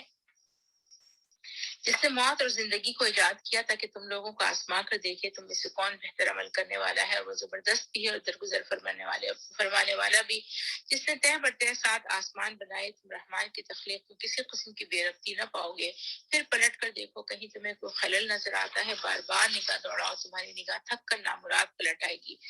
ہم نے تمہارے قریب کے آسمان کو عظیم شان چراغوں سے آراستہ کیا، اور شیطان کو مار بھگانے کا ذریعہ بنائے۔ شیطانوں کے لیے بھڑکتی ہوئی آگ ہم نے مہیا کر رکھی ہے۔ جن لوگوں نے اپنے رب سے کفر کیا ہے ان کے لیے جہنم کا عذاب ہے، اور وہ بہت ہی برا ٹھکانہ ہے۔ جب وہ اس میں پھینکے جائیں گے تو اس کے دہاڑنے کی ہولناک آوازیں سنیں گی، اور وہ جوش کھا رہی ہوگی، شدت غضب سے پھٹی جاتی ہوگی۔ ہر بار جب کوئی انبوہ اس میں ڈالا جائے گا، اس کے کارندے اور لوگوں سے پوچھیں گے کیا تمہارے پاس کوئی خبردار کرنے والا نہیں آیا تھا؟ وہ جواب دیں گے ہاں، خبردار کرنے والا ہمارے پاس آیا تھا، مگر ہم نے اسے جھٹلا دیا اور کہا کہ اللہ نے کچھ بھی نازل نہیں کیا ہے، تم بڑی گمراہی میں پڑے ہوئے ہو۔ اور وہ کہیں گے کاش ہم سنتے یا سمجھتے تو آج اس بھڑکتی ہوئی آگ کے سزاواروں میں شامل نہ ہوتے۔ اس طرح وہ اپنے قصور کا اعتراف کر لیں گے۔ لعنت ہے ان دوزخیوں پر۔ جو لوگ بے دیکھے اپنے رب سے ڈرتے ہیں، یقیناً ان کے لیے مغفرت ہے اور بڑا اجر۔ تم خواہ چپکے سے بات کرو یا اونچی آواز سے، اللہ کے لیے یکساں ہے، وہ تو دلوں کا حال تک جانتا ہے۔ کیا وہی نہ جانے گا جس نے پیدا کیا، حالانکہ وہ باریک بھی اور باخبر ہے۔ وہی تو ہے جس نے تمہارے لیے زمین کو تابع کر رکھا ہے، چلو اس کی چھاتی پر اور کھاؤ رزق خدا کا، اسی کے حضور تمہیں دوبارہ زندہ ہو کر جانا ہے۔ کیا تم اس سے بے خوف ہو کہ وہ جو آسمان میں ہے تمہیں زمین میں دھسا دے اور یکایک زمین جھکولے کھانے لگے؟ کیا تم اس سے بے خوف ہو کہ وہ جو آسمان میں ہے تم پر پتھراؤ کرنے والی ہوا بھیج دے؟ تمہیں معلوم ہو جائے گا کہ میری تنبیہ کیسے ہوتی ہے۔ ان سے پہلے گزرے ہوئے لوگ جھٹلا چکے ہیں، پھر دیکھ لو میری گرفت کیسی سخت تھی۔ کیا یہ لوگ اپنے اوپر اڑنے والے پرندوں کو پر پھیلائے اور سکیڑتے نہیں دیکھتے؟ رحمان کے سوا کوئی نہیں جو انہیں تھامے ہوئے ہو، وہی ہر چیز کا نگہبان ہے۔ بتاؤ آخر وہ کون سا لشکر تمہارے پاس ہے جو رحمان کے مقابلے میں تمہاری مدد کر سکتا ہے؟ حقیقت یہ ہے کہ یہ منکرین دھوکے میں پڑے ہوئے ہیں۔ یا پھر بتاؤ کون ہے جو تمہیں رزق دے سکتا ہے اگر رحمان اپنا رزق روک لے؟ دراصل یہ لوگ سرکشی اور حق سے گریز پر اڑے ہوئے ہیں۔ بھلا سوچو، وہ جو شخص منہ اندھائے چل رہا ہو وہ زیادہ صحیح راہ پانے والا ہے، یا وہ جو سر اٹھائے سیدھا ایک ہموار سڑک پر چل رہا ہو؟ ان سے کہو اللہ ہی ہے جس نے تمہیں پیدا کیا، تم کو سننے اور دیکھنے کی طاقتیں دی اور سوچنے سمجھنے کو دل دیے، مگر تم کم ہی شکر ادا کرتے ہو۔ ان سے کہو اللہ ہی ہے جس نے تمہیں زمین میں پھیلایا اور اسی کی طرف تم سمیٹے جاؤ گے۔ یہ کہتے ہیں اگر تم سچے ہو تو بتاؤ یہ وعدہ کب پورا ہوگا؟ کہو اس کا علم تو اللہ کے پاس ہے، میں تو بس ایک صاف خبردار کرنے والا ہوں۔ پھر جب یہ اس چیز کو قریب دیکھ لیں گے تو ان سب لوگوں کے چہرے بگڑ جائیں گے جنہوں نے انکار کیا۔ اس وقت ان سے کہا جائے گا یہی ہے وہ چیز جس کے لیے تم تقاضے کر رہے تھے۔ ان سے کہو کبھی تم نے یہ بھی سوچا کہ اللہ خواہ مجھے اور میرے ساتھیوں کو ہلاک کر دے یا ہم پر رحم کرے، کافروں کو دردناک عذاب سے کون بچا لے گا؟ ان سے کہو بڑا رحیم ہے، اسی پر ہم ایمان لائے، اسی پر ہمارا بھروسہ ہے، قریب تمہیں معلوم ہو جائے گا کہ سری گمراہی میں پڑا ہوا کون ہے۔ ان سے کہو کبھی تم نے یہ بھی سوچا کہ اگر تمہارے کنویں کا پانی زمین میں اتر جائے تو کون ہے جو اس پانی کی بہتی ہوئی سوتیں تمہیں نکال کر لا دے گا؟ سورہ قلم، بسم اللہ الرحمن الرحیم۔ نون قسم ہے قلم کی اور اس چیز کی جسے لکھنے والے لکھ رہے ہیں، تم اپنے رب کے فضل سے مجنون نہیں ہو، اور بے شک تمہارے لیے ایسا اجر ہے جس کا سلسلہ کبھی ختم ہونے والا نہیں، اور بے شک تم اخلاق کے بڑے مرتبے پر ہو۔ ان قریب تم بھی دیکھ لو گے اور وہ بھی دیکھ لیں گے کہ تم میں سے کون جنوں میں مبتلا ہے۔ تمہارا رب ان لوگوں کو بھی خوب جانتا ہے جو اس کی راہ سے بھٹکے ہوئے ہیں، اور وہی ان کو بھی اچھی طرح جانتا ہے جو راہ راست پر ہیں۔ لہٰذا تم ان جھٹلانے والوں کے دباؤ میں ہرگز نہ ہو۔ یہ تو چاہتے ہیں کہ تم مداحنت کرو تو یہ بھی مداحنت کریں۔ ہرگز نہ دبو کسی ایسے شخص سے جو بہت قسمیں کھانے والا بے وقت آدمی ہے، تانے دیتا ہے، چغلیاں کھاتا پھرتا ہے، بھلائی سے روکتا ہے، ظلم و زیادتی سے میں حد سے گزر جانے والا ہے، سب بدعمال ہے، جفاکار ہے، اور سب ایوب کے ساتھ بداصل ہے، اس بنا پر کہ وہ بہت مال اور اولاد رکھتا ہے۔ جب ہماری آیات اس کو سنائی جاتی ہیں تو کہتا ہے کہ یہ تو اگلے وقتوں کے افسانے ہیں، ان قریب ہم اس کی سون پر داغ لگائیں گے۔ ہم نے ان اہل مکہ کو اسی طرح آزمائش میں ڈالا ہے جس طرح ایک باغ کے مالکوں کو آزمائش میں ڈالا تھا جب انہوں نے قسم کھائی کہ صبح سویرے ضرور اپنے باغ کے پھل توڑیں گے، اور وہ کوئی استثناء نہیں کر رہے تھے۔ رات کو وہ سوئے پڑے تھے کہ تمہارے رب کی طرف سے ایک بلا اس باغ پر پھر گئی، پھر اس کا ایسا حال ہوا جیسے کٹی ہوئی فصل صبح ان لوگوں نے ایک دوسرے کو پکارا کہ اگر پھل توڑنے ہیں تو سویرے سویرے اپنی کھیتی کی طرف نکل چلو، چنانچہ وہ نکل پڑے اور آپس میں چپکے چپکے کہتے جاتے تھے، آج کوئی مسکین تمہارے پاس باغ میں نہ آنے پائے۔ وہ کچھ نہ دینے کا فیصلہ کیے ہوئے صبح سویرے جلدی جلدی اس طرح وہاں گئے جیسے کہ وہ پھل توڑنے پر قادر ہیں، مگر جب باغ کو دیکھا تو کہنے لگے ہم راستہ بھول گئے، نہیں بلکہ ہم محروم رہ گئے۔ ان میں سے جو سب سے بہتر آدمی تھا اس نے کہا، میں نے تم سے کہا نہ تھا کہ تم تسبیح کیوں نہیں کرتے؟ وہ پکار اٹھے، پاک ہے ہمارا رب، واقعی ہم گناہ گار تھے۔ پر پھر ان میں سے ہر ایک دوسرے کو ملامت کرنے لگا۔ آخر کو انہوں نے کہا، افسوس ہمارے حال پر، بے شک ہم سرکش ہو گئے تھے، بعید نہیں کہ ہمارا رب ہمیں بدلے میں اس سے بہتر باغ عطا فرمائے۔ ہم اپنے رب کی طرف رجوع کرتے ہیں۔ ایسا ہوتا ہے عذاب، اور آخرت کا عذاب اس سے بھی بڑا ہے، کاش یہ لوگ جانتے۔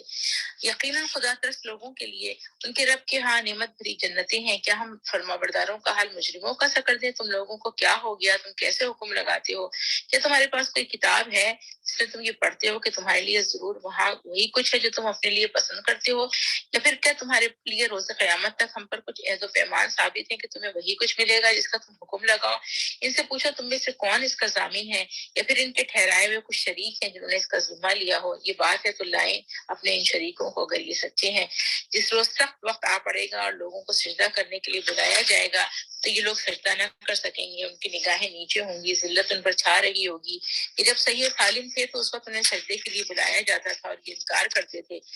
بس اے نبی صلی اللہ علیہ وسلم، تم اس کلام کے جھٹلانے والوں کا معاملہ مجھ پر چھوڑ دو، ہم ایسا طریقے سے ان کو بتدریج تباہی کی طرف لے جائیں گے کہ ان کو خبر بھی نہ ہوگی۔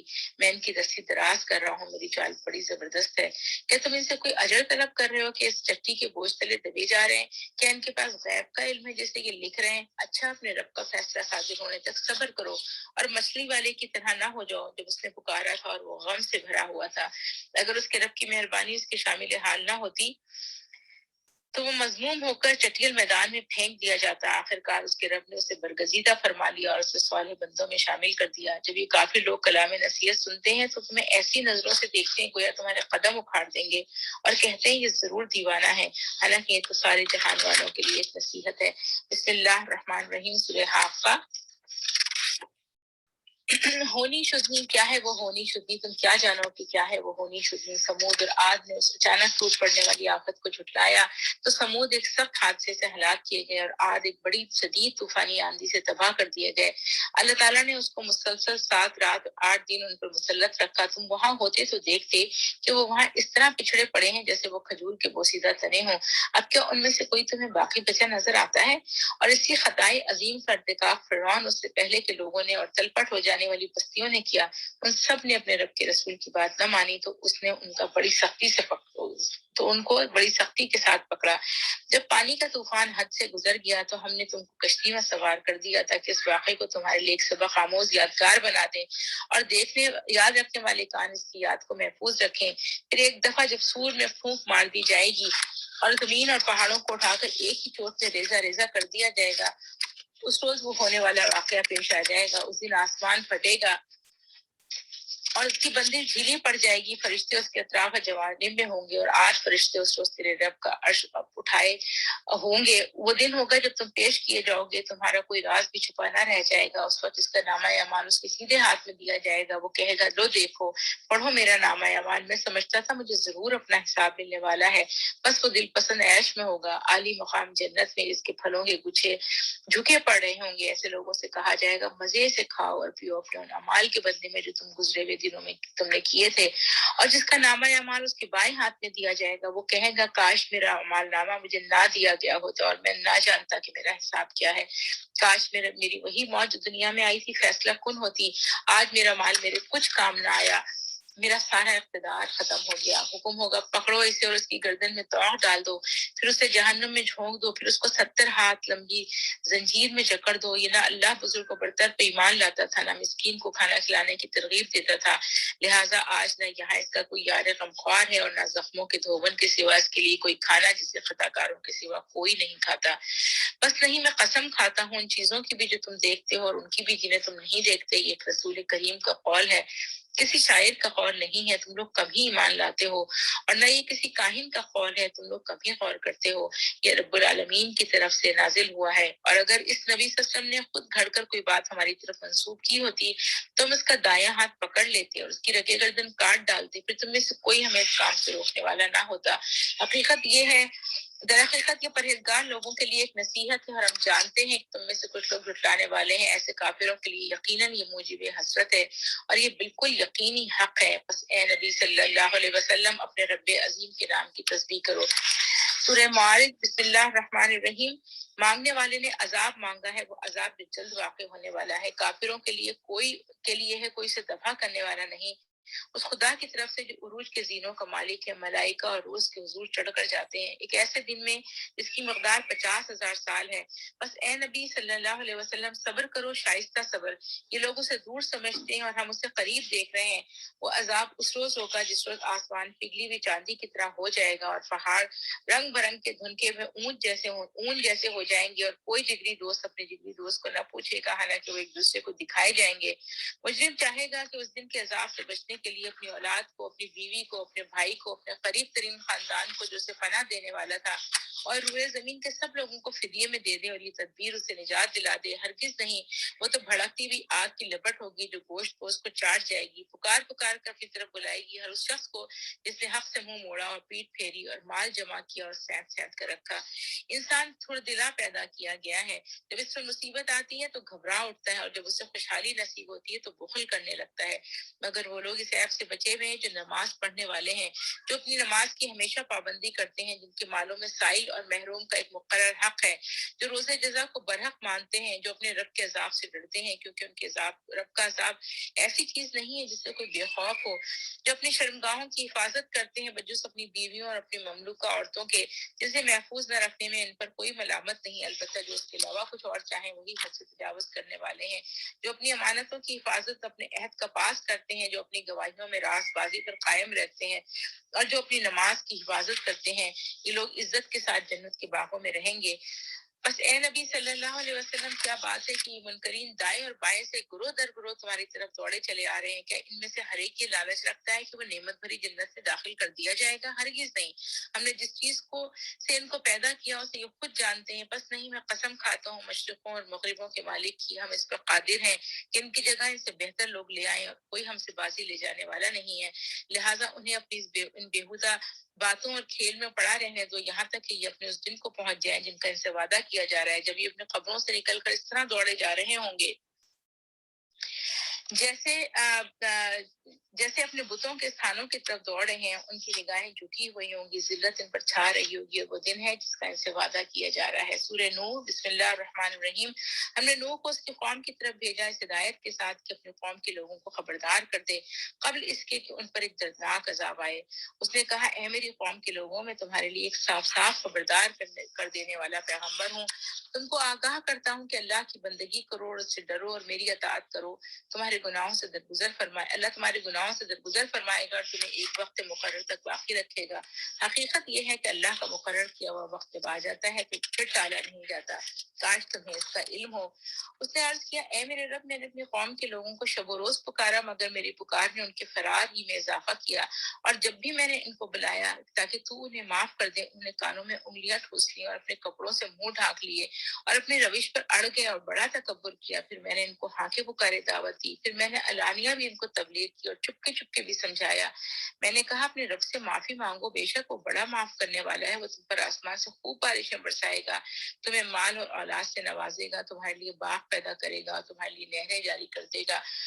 تمہیں کیا ہو گیا ہے کہ اللہ کے لیے تم کسی وقار کی توقع نہیں رکھتے، حالانکہ اس نے طرح طرح سے تمہیں بنایا؟ کیا دیکھتے نہیں ہو کہ اللہ نے کس طرح 7 آسمان تہ بر تہ بنائے، ان میں چاند کو نور اور سورج کو چراغ بنایا، اور اللہ نے تم کو زمین سے عجیب طرح اگایا، پھر وہ تمہیں اسی طرح زمین میں واپس لے جائے گا اور اس سے یکایک تم کو نکال کھڑا کرے گا۔ اور اللہ نے زمین کو تمہارے لیے فرش کی طرح بچھا دیا تاکہ تم اس کے اندر کھلے راستوں پہ چلو. نوح نے کہا میرے رب انہوں نے میری بات رد کر دی اور ان رئیسوں کی پیروی کی جو مال اور اولاد پا کر اور زیادہ نامراد ہو گئے ہیں. ان لوگوں نے بڑا بھاری مکر کا جال پھیلا رکھا ہے. انہوں نے کہا ہرگز نہ چھوڑو اپنے معبودوں کو اور چھوڑ دو اور نہ چھوڑو ود اور سوا اور نہ یغوث اور یعوق اور نصر کو. انہوں نے بہت لوگوں کو گمراہ کیا اور تو بھی ان ظالموں کو گمراہی کے سوا کسی چیز میں ترقی نہ دے. اپنی خطاؤں کی بنا پر ہی وہ غرق کیے گئے اور آگ میں جھونک دیے گئے. پھر انہوں نے اپنے لیے اللہ سے بچانے والا کوئی مددگار نہ پایا. اور نوح نے کہا میرے رب ان کافروں میں سے کوئی زمین پر بسنے والا نہ چھوڑ. اگر تو نے ان کو چھوڑ دیا تو یہ تیرے بندوں کو گمراہ کریں گے. ان کی نسل سے جو بھی پیدا ہوگا بدکار اور سخت کافر ہی ہوگا. میرے رب مجھے اور میرے والدین کو اور اس شخص کو جو میرے گھر میں مومن کی حیثیت سے داخل ہوا اور سب مومن مردوں اور عورتوں کو معاف فرما دے اور ظالموں کے لیے ہلاکت کے سوا کسی چیز میں اضافہ نہ کر. جو ہم نے سنا اس میں آپ کو سمجھ آ گیا ہوگا کہ اس میں کوئی آپ یعنی کوئی احکام ہمیں نہیں دیے گئے بلکہ اخلاقی تربیت اور حقوق العباد کی ادائیگی، آخرت پر ایمان، اللہ کے رسول پر ایمان اور اللہ تعالیٰ کے اپنے اوپر ایمان اور اس کے لیے دلائل اپنے ماحول سے دلائل دیے گئے. اور یقیناً یہ ساری باتیں آپ لوگ ابھی تک جتنی بھی پیچھے بہت تفصیلی جو صورتیں ہم پڑھ کر آپ آ گئے ہیں، سورہ اعراف آپ نے پڑھی، سورہ نحل آپ نے پڑھی، سورہ نمل آپ نے پڑھی، سورہ فرقان آپ نے پڑھی، جتنی بھی صورتیں پیچھے پڑھ کے آئے ہیں تقریباً تمام چیزیں کور ہو گئی ہیں. لیکن بہرحال ہم جو کچھ نکات ہیں میں آپ کے سامنے رکھنا چاہوں گی. سب سے پہلے سورہ ملک ہے. اس کی جو فضیلت ہے وہ ظاہر ہے ہم میں سے ہر شخص اس کو جانتا ہے کہ رات کو سونے سے پہلے پڑھنے کے لیے اس میں یہ سنت ہے اس کو پڑھنا. اور آپ نے کہا کہ 30 آیتیں اس قرآن میں ایسی ہیں کہ جو اللہ سے جھگڑا کریں گی یہاں تک کہ اس شخص کو جو اس سے کو پڑھنے والا تھا یا اس پر عمل کرنے والا تھا اس کو وہ بخشوا دیں گی. اور اس سورہ کا جو سب سے اہم نقطہ جس کے گرد پوری سورہ گھوم رہی ہے وہ یہ ہے کہ اللہ تعالیٰ نے موت اور زندگی کو الذی خلق الموت والحیات لیبلوکم ایکم احسن عملا وهو العزیز الغفور. کہ اللہ تعالیٰ نے موت کو اور زندگی کو اس لیے پیدا کیا ہے کہ وہ آپ کو اور مجھ کو آزمائے گا کہ ہم میں سے کون اپنی بیسٹ ایفرٹ کر کے کام کرتا ہے. احسن عملا میں کوئی کرائٹیریا آپ کو جو دیا گیا ہے وہ یہ ہے کہ اللہ کی رضا کے لیے کام کیا جائے، سنت کے طریقے پر کام کیا جائے. یہ تو ایک عمل کو ہر عمل کو احسن بنائے گا. لیکن اس کے علاوہ ایک اور جو اس کے اندر پہلو وہ یہ ہے کہ ہم اپنے کام کو بیسٹ ایفرٹ کر کے کریں. ہو سکتا ہے ایک کام اے جو شخص ایک خاتون ہے الف اور ایک خاتون ہے بے.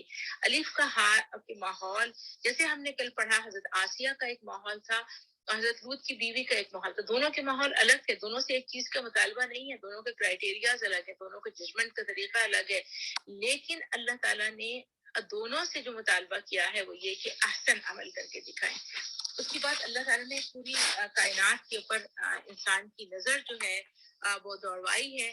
اور اس کے بعد کی جو بات جس کی طرف ہم آتے ہیں کہ جب انسانوں کو جہنم کے اندر ڈالا جائے گا تو ان سے یہ سوال کیا جائے گا کہ کیا تمہارے پاس کوئی سمجھانے والا تم کو ڈرانے والا نہیں آیا تھا. میں بھی اپنے آپ سے یہ سوال کر کے دیکھوں کہ کیا میرے پاس زندگی میں کبھی ایسا ہوا ہے کسی نے مجھے ڈرایا ہو، کسی نے مجھے سمجھایا ہو، کسی نے مجھے کہا ہو کہ یہ انداز چھوڑ دیا جائے، یہ سوچنے کا طریقہ چھوڑ دیا جائے، زندگی کو کیجول لینا چھوڑ دیں. زندگی فن کرنے کے لیے نہیں بھیجی گئی ہے، زندگی ہمیں اس لیے اللہ تعالیٰ نے نہیں دی ہے. میری اتنی بڑی نعمتیں مجھے اس لیے نہیں دی ہیں کہ میں صرف انجوائے کرنے کے لیے آؤں گی. میں اچھے ڈنر سیٹ استعمال کروں گی، میں اچھے صوفہ سیٹ استعمال کروں گی، میں اچھی گاڑی استعمال کروں گی. یہ اس کام کے لیے نہیں. احسن عمل سے مراد یہ کہ میری نمازیں کیسی ہوں گی، میرے روزے کیسے ہوں گے، اللہ کے دین کے ساتھ میرا معاملہ کیسا ہوگا، میں اس کو پھیلانے کے لیے کتنی محنت اور کتنی کوشش کر رہی ہوں، اس قرآن کو میں سمجھنے کی کتنی کوشش کر رہی ہوں. پیاری بہنوں، بہت اہم بات یہ ہے کہ اس کو سمجھا جائے. سوال جو ہے وہ یہ کہ کیا تمہیں کوئی ڈرانے والا نہیں آیا تھا؟ ڈرنا اس وقت ہوگا جب مجھے اس کی سمجھ آئے گی، جب میں سمجھوں گی. تو وہ کیا کہیں گے کہ ہاں آئے تو تھے فاتروفو، لیکن پھر کہیں گے کاش ہم اس کی بات کو سن لیتے. وقالوا لو كنا نسمع ونعقل ما كنا في اصحاب السعیر، کاش کہ ہم سنتے اور عقل سے کام لیتے. اس قرآن کو زبانی پڑھنے کی بات نہیں، یہ قرآن معجزہ ہے کانوں کا معجزہ ہے. سن کر اس کو یعنی یہ بات جب میں سن رہی ہوں، میں دیکھ رہی ہوں، میں اس کو پڑھ رہی ہوں، میں عقل کا اپنا استعمال جب کروں گی تب یہ ہوگا. اور پھر جب انسان جب اپنے گناہ کا اعتراف کر لے تو وہ کسی کو بلیم نہیں کر سکتا. اس نے میرے ساتھ یہ کام نہیں کیا، اس نے میرے ساتھ یہ کام کیا. اور یہاں پھر اللہ تعالیٰ یہ بات کہتا ہے کہ اللہ سے کون لوگ ہیں جن کی مغفرت ہے کہ جو اللہ سے بغیر دیکھے ڈرتے ہیں، جبکہ ابھی ان کو بس یہ پتا ہے کہ اللہ ہے، موجود ہے، قیامت آنی ہے، آخرت آنی ہے، مجھے جواب دہی کرنی ہے. بغیر دیکھے وہ اپنی زندگی کے اندر اس کو، جیسے آپ اور میں کرونا وائرس سے ڈرے، ہم میں سے کس نے اس کو دیکھا تھا، لیکن ہم نے آثار دیکھے تھے. کچھ لوگ دنیا میں ایسے ہیں، آج بھی ہیں، بے شمار لوگ ایسے ہیں کہ جو نہیں مانتے کہ وائرس موجود ہے. وہ آپ کو ویڈیو بھیجتے ہیں، وہ آپ کو سب کچھ کرتے ہیں. ان کو سمجھانا آپ کی عقل کے لیے، یعنی آپ کو پتہ نہیں چلتا کہ آپ کون سی دلیل اس کے علاوہ دے سکتے ہیں کہ ان کی آنکھوں کے سامنے لوگ دنیا سے جا رہے ہیں. اس کے علاوہ کون سی دلیل ہو سکتی ہے کہ جو ان کو دی جائے، لیکن اس کے باوجود وہ اس کو ماننے کے لیے تیار نہیں ہے. تو جب ایک شخص بغیر دیکھے کسی چیز کو مانے گا تب وہ اس سے بچنے کی کوشش کرے گا. تو یہ کوئی ایسا انکامن سین نہیں ہے. انسانی عقل اس کو ٹرک کرتی ہے، شیطان اس کو ٹرک کرتا ہے، مختلف انداز، مختلف پریشرز اس کے اوپر آتے ہیں کہ جو وہ بغیر دیکھے چیزوں کو ماننے کے لیے تیار نہیں ہوتا. تو یہاں انہی کے لیے اجر کبیر جو ہے وہ اللہ تعالیٰ بتاتا ہے. اس کے بعد پھر آگے جو بات اللہ تعالیٰ کہتے ہیں کہ جو شخص اپنے منہ اوندھا ہو کے چل رہا وہ زیادہ صحیح. یعنی ایک شخص جو ہے وہ زمین کے ساتھ چپک گیا، یعنی اس کو زمین کی محبت، اس دنیا کی محبت نے بالکل ایسا بنا دیا جیسے کہ ایک جانور ہے جو سیدھا چل ہی نہیں سکتا. وہ اپنے 4 پیروں پر چلتا ہے، اس کی نظر جو ہے وہ نیچے ہی رہتی ہے. تو اس کو نظر نہیں آتا کہ اوپر کیا ہے، اس کو راستہ سوچ نہیں سکتا. تو وہ شخص کے جس کو جو سیدھا چل رہا ہو، صراط مستقیم پہ چل رہا، آپ ان سے کہیے اللہ ہے جس نے تمہیں پیدا کیا اور تمہارے کان، آنکھیں اور دل بنائے. یہ کس لیے؟ مجھے وہ فیکلٹیز دیں سوچنے کی، سمجھنے کی. میں دیکھتی ہوں، آپ نے پورا قرآن پڑھا، آپ نے یہ پڑھا کہ قوم نوح کے ساتھ کیا ہوا، قوم عاد کے ساتھ کیا ہوا، قوم فرعون کے ساتھ کیا ہوا، قوم سمود کے ساتھ کیا ہوا. آپ نے پڑھا کہ حضرت یوسف علیہ السلام کے ساتھ کیا ہوا، ان کے بھائیوں کے ساتھ کیا ہوا. آپ نے قوم سبا کا حال اس کے اندر پڑھا. آپ نے اپنے اطراف دیکھا، آپ نے روس کو دیکھا، آپ نے چائنا کو دیکھا، آپ نے امریکہ کو دیکھا، آپ نے برطانیہ کو دیکھا. یعنی ہم نے قوموں کو اٹھتے دیکھا، اپنی زندگیوں میں گرتے دیکھا. ہم نے ہر چیز اپنی آنکھوں سے ہم نے دیکھ لی. تو میں اپنی آنکھوں کو، اپنے کانوں کو اور اپنی عقل کو استعمال کر کے کیا کچھ فیصلے کر سکتی ہوں، کسی نتیجے پر پہنچ سکتی ہوں. اس کے بعد پھر یہاں پر اللہ نے ایک بات یہ ہم سے کی ہے کہ اللہ اس چیز پر، یعنی جو کچھ بھی مجھے وسائل ملے ہیں وہ اللہ کے دینے سے ملے ہیں. جس وقت چاہے اللہ مجھ سے واپس لے لے، میری صحت وہ واپس لے لے. پانی کی مثال ہے کہ پانی کو اگر کنویں سے نیچے اتر جائے اور ہم زمینیں کھودتے رہ جائیں، ہمارے پاس پانی نہ آئے، لیکن اگر میں بیمار پڑ جاؤں اور میں علاج کرواؤں اور اللہ تعالیٰ اس کو صحت نہ دینا چاہے تو کوئی چھوٹی سی چیز بھی کہیں سے کہیں چلی جاتی ہے. اللہ تعالیٰ ہمیں اس چیز سے محفوظ رکھے اور ہمیں احسن عمل کرنے والا بنائے. سورہ قلم ہے، اور اس سورہ کی سب سے خوبصورت بات جو مجھے لگتی ہے، اللہ تعالیٰ اس میں نبی کریم صلی اللہ علیہ وسلم کے لیے قسم کھا کر بات کرتے ہیں کہ آپ اللہ کے فضل سے آپ دیوانے نہیں ہیں، اور یقیناً آپ کے لیے ایسا اجر ہے کہ جو کبھی ختم ہونے والا نہیں ہے. اس کے بعد اللہ تعالیٰ نبی صلی اللہ علیہ وسلم کے اخلاق کے اوپر قسم کھا رہے ہیں. یعنی کتنی بڑی یہ بات ہے کہ اللہ نے یہ کہا کہ آپ تو عظیم اخلاق کے مالک ہیں. آپ جو آپ پر طعنے کرتا ہے، جو آپ کا مذاق اڑاتا ہے، جو آپ کو تکلیف دیتا ہے، جو آپ کے اوپر پتھر مارتا ہے، آپ نے سب کے لیے دعائے خیر کی، اور ان سارے لوگوں کی ہدایت کے لیے آپ حریص ہوئے، یہاں تک کہ اس کام کے لیے آپ نے اپنی جان کو ہلکان کیا. اور حضرت عائشہ کہتی ہیں کہ آپ صلی اللہ علیہ وسلم نے کبھی کسی سے اپنی ذات کی خاطر انتقام نہیں لیا. اور جب مکہ فتح ہوا تو جتنے جانی دشمن سامنے بیٹھے تھے ان سب کو آپ نے چھوڑ دیا، ان سب کو آپ نے معاف کیا. اور جب تو یہ جس کا یہ تعلق اور جس کے اخلاق پر اللہ گواہی دے رہا ہو، اس کے باوجود وہ انسان ساری زندگی اتنی عاجزانہ زندگی، اتنا ہمبل انداز میں زندگی گزارتا رہا. یہ عجیب و غریب کمال کی بات ہے کہ جس کو ہم سوچیں. اس کے بعد پھر آگے یہاں پر جو تذکرہ ہے اس کے بارے میں یہ بھی ہے کہ شاید ولید بن مغیرہ کا یہاں پہ تذکرہ ہے، لیکن ضروری نہیں ہے کہ ولید بن مغیرہ ہی کا تذکرہ ہو، کوئی خاص شخص ہو سکتا ہے، اور ہو سکتا ہے کہ خاص شخص نہ ہو کہ جس کی کچھ خصوصیات، لیکن بتایا گیا ہے کہ ایک شخص جو برا شخص ہوتا ہے اس کی کوالٹیز کیا ہے، کہ وہ بات پر قسمیں کھاتا ہے، تانے دیتا ہے، چغلیاں کرتا ہے، بھلائی سے خود بھی رکا ہوتا ہے، لوگوں کو روکتا ہے، ہر حد کو کراس کر جاتا ہے، گناہ گار ہے، بہت ہی یعنی جھگڑالو قسم کا ہے، اور اس قسم کا انسان، اور وہ پھر مالدار شخص بھی ہوتے ہیں ایسے افراد، یعنی ایک تکبر کے بھرے ہوئے، اور اللہ تعالیٰ نے اس کو بیٹے، یعنی اللہ تعالیٰ نے اس کو شکر ادا کرنے کی تمام چیزیں دے دی، اس کے باوجود بھی وہ شکر ادا نہیں کرتا۔ اور اس کے بعد پھر آگے ایک باغ والوں کا قصہ اللہ تعالیٰ بتاتے ہیں کہ یہ واقعہ جسے یعنی ایک ایسا کسی شخص کا ایک باغ تھا جو پوری طرح فصل دیتا تھا، اور اس شخص کی زندگی کا یہ دستور تھا کہ وہ اس کے 3 حصے کرتا تھا، ایک حصہ اپنے گھر کی ضروریات کے لیے رکھتا تھا، دوسرا اپنے قریبی رشتہ داروں کے لیے اور ہمسایوں، اور تیسرا فقراء اور مساکین میں بانٹ دیتا تھا۔ اور اس سخاوت کی وجہ سے اس کو باغ سب سے زیادہ فصل دیتا تھا، اور کٹائی کے دن اس کے لوگ اس کے پاس پہنچتے تھے اپنا حصہ وصول کرنے، اور وہ دیتا تھا۔ تو جب اس شخص کا انتقال ہو گیا تو اس کے بیٹوں کو یہ خیال آیا کہ ہمارا باپ جو تھا وہ تو ساری عمر اس باغ کی فصل کو تقسیم کرتا رہا ہے اور ہمیشہ اپنی کمائی کو ہی لٹاتا رہا اور مفلس رہا، اب ہم کو یہ طریقہ ختم کر دینا چاہیے، یہ باغ ہمارا ہے اور اس پر ہمارا حق ہے۔ اس لیے انہوں نے آپس میں یہ طے کیا کہ جب کٹائی کا موقع آئے گا تو اس کو راتوں رات ہی کٹائی کر لی جائے، تاکہ نہ غریب مسکین آئیں گے، نہ ہمیں تنگ کریں گے، نہ ہم برے بنیں گے۔ اور انہیں اس بات کے اوپر قسمیں کھائیں کہ ہم اسی کام کو کریں گے، اور اپنی ان کو اسکیم پر اتنا یقین تھا کہ اللہ کا نام لینا یعنی کوئی انشاءاللہ کہنا کی بھی انہوں نے کوئی ضرورت محسوس نہیں سمجھی، پوری طرح سے بنائے۔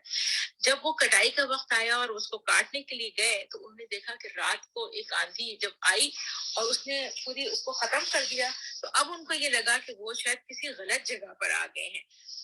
ان میں سے کسی ایک نے یہ بات کہی کہ دیکھو میں تمہیں کہتا تھا کہ اللہ کے راستے میں مال کو خرچ کرو، میں تمہیں بھلائی کی طرف آنے کا اللہ کی تسبیح کرو، اس کو ہر وقت یاد رکھو، اس سے خیر مانگو۔ تو اب ان لوگوں کو فوراً اس بات کا احساس ہو گیا کہ ہم سے غلطی ہوئی ہے، اور وہ اس بات کو سمجھ گئے کہ باپ کو اس کی سخاوت کا اور دوسروں سے ہمدردی کا یہ صلہ ملتا تھا کہ اس کا باغ سب سے زیادہ پھل لاتا تھا، اور وہ جتنا دوسروں پہ خرچ کرتا تھا اللہ تعالیٰ اس کو اتنا لوٹا دیتا تھا۔ اور جب ان کی نیتوں میں خرابی آئی تو اللہ تعالیٰ نے اس پورے باغ کو جو ہے وہ ختم کر دیا ہے۔ اور یعنی یہ ان لوگوں کو یہ بات بتانے کے لیے کہ اصل میں مال کا خرچ کرنا آپ کو مال میں اضافے کا جو ہے وہ باعث بنتا ہے۔ اچھا، اس کے بعد پھر یہاں پر ایک غلط فہمی کا تذکرہ، یہاں پر ایک بات ہے کہ اللہ تعالیٰ کچھ سوالات کرتے ہیں یہاں پہ، تو خوشحال لوگوں کی جو غلط فہمی ہے نا وہ یہ ہے، وہی قریش کے لوگوں کا بھی یہی حال تھا، وہ سمجھتے تھے کہ ان کو جو دنیا میں آسودگی حاصل ہے، جو خوشحالی حاصل ہے، تو اصل میں اس لیے حاصل ہے کہ اللہ ان سے خوش ہے، اور وہ جو جس مذہب کو انہوں نے اختیار کیا نا وہ بالکل ٹھیک ہے۔ اور بلکہ اتنا معاملہ نہیں تھا، بلکہ وہ یہ سمجھتے تھے کہ اگر ہمیں مرنے کے بعد دوبارہ واقعی اٹھا بھی لی گیا تو وہاں پر بھی ہم اتنے ہی خوشحال رہیں گے جتنا ہم دنیا کے اندر خوشحال ہیں، اس لیے کہ جس پروردگار نے ہمیں آج خوشحال رکھا ہے کل وہ اس میں رکھے گا۔ اب یہاں پر اللہ تعالیٰ ان سے یہ سوال کرتا ہے کہ کیا کسی کتاب میں تم کو یہ بات لکھی ہوئی مل گئی ہے کہ آخرت میں بھی تمہارے لیے خیر اور بھلائی اور خوشحالی ہوگی، یا تمہاری یہ خواہش ہے صرف؟ کیا تم نے ہم سے کوئی ہیلپ لے رکھا ہے کہ تمہیں قیامت کے دن وہی ملے گا جو تم چاہتے ہو اور اپنے حق میں ایسا ہی فیصلہ چاہتے ہو؟ تو اگر ایسا ہے تو بتاؤ کہ وہ حلف کون سا ہے۔ اور تیسری صورت یہ ہو سکتی ہے کہ ان کے کچھ معبود ہیں جو اللہ کے ساتھ شریک ہے، اگر ایسی بات ہے تو وہ شریک جو ہے اس کائنات کے امور میں کچھ کام کر کے دکھائیں، کچھ کر کے، جب ان سے کوئی بات نہیں بنتی تو آخر یہ کس امید پر بیٹھے ہیں کہ انہیں ضرور آخرت کی زندگی میں بھی یہاں پر کوئی خیر جو ہے وہ اس کو ملے گی۔ اس کے بعد یہاں پر حضرت یونس علیہ السلام کا تذکرہ ہے کہ حضرت یونس علیہ السلام اپنے غم میں بھرے بیٹھے تھے، غم کیا تھا ان کے غم کیا تھے حضرت یونس علیہ السلام کے؟ وہ مطلب سب سے پہلا ان کا غم یہ تھا کہ ان کی قوم ایمان نہیں لے کر آ رہی. پھر آپ کے بتائے ہوئے وعدے عذاب پر عذاب نہ آنے کا غم تھا. اللہ تعالیٰ کے واضح حکم کے بغیر قوم کو چھوڑ کر آ جانے کا ایک غم ان کے پاس تھا. پھر مچھلی کے پیٹ میں چلے جانے کا غم. ان تمام پریشانیوں اور غموں سے نجات کی جو واحد صورت آپ کو نظر آئی کہ اللہ تعالیٰ کی تسبیح کریں، وہ تحلیل کریں، وہ تحمید کریں، اپنے گناہوں کی اللہ سے معافی طلب کریں. چنانچہ جب تک آپ مچھلی کے پیٹ میں رہیں، آپ جو تھے علیہ السلام، آپ اللہ سے یہ دعا کرتے رہے، لا الہ الا انت سبحانک انی کنت من الظالمین، یہاں تک کہ اللہ تعالیٰ نے آپ کو اس مصیبت سے نجات دے دی. اور یہ یعنی ہمارے لیے بھی اس پوری دعا کے اندر کہ ہم بس اللہ کی پوری طرح سے تسبیح کرنا اور اپنی غلطی کا اعتراف کرنا. حقیقت مطلب اس میں یہ نہیں ہے کہ 1,40,000 دفعہ اس تسبیح کو پڑھیں گے تو کوئی کام ہوگا، بلکہ اس تسبیح کو واقعتاً احساس کے ساتھ کہ میری غلطیوں کی وجہ سے میرے پر پریشانی آئی ہے، اللہ تعالیٰ آپ اس کو مجھ سے جو ہے وہ معاف کرنے والے ہیں. اور اس کے نتیجے میں ہم دیکھتے ہیں کہ یونس علیہ السلام کے ساتھ اللہ نے کیا معاملہ کیا. ان کو زندہ سلامت باہر نکالا، ان کو اپنے قوم کی طرف لے کے گئے، قوم نے ان کے پر وہ ایمان لے کر آئی. یعنی تمام صورتحال ان کے لیے جو ہے وہ ٹھیک ہو گئی تھی.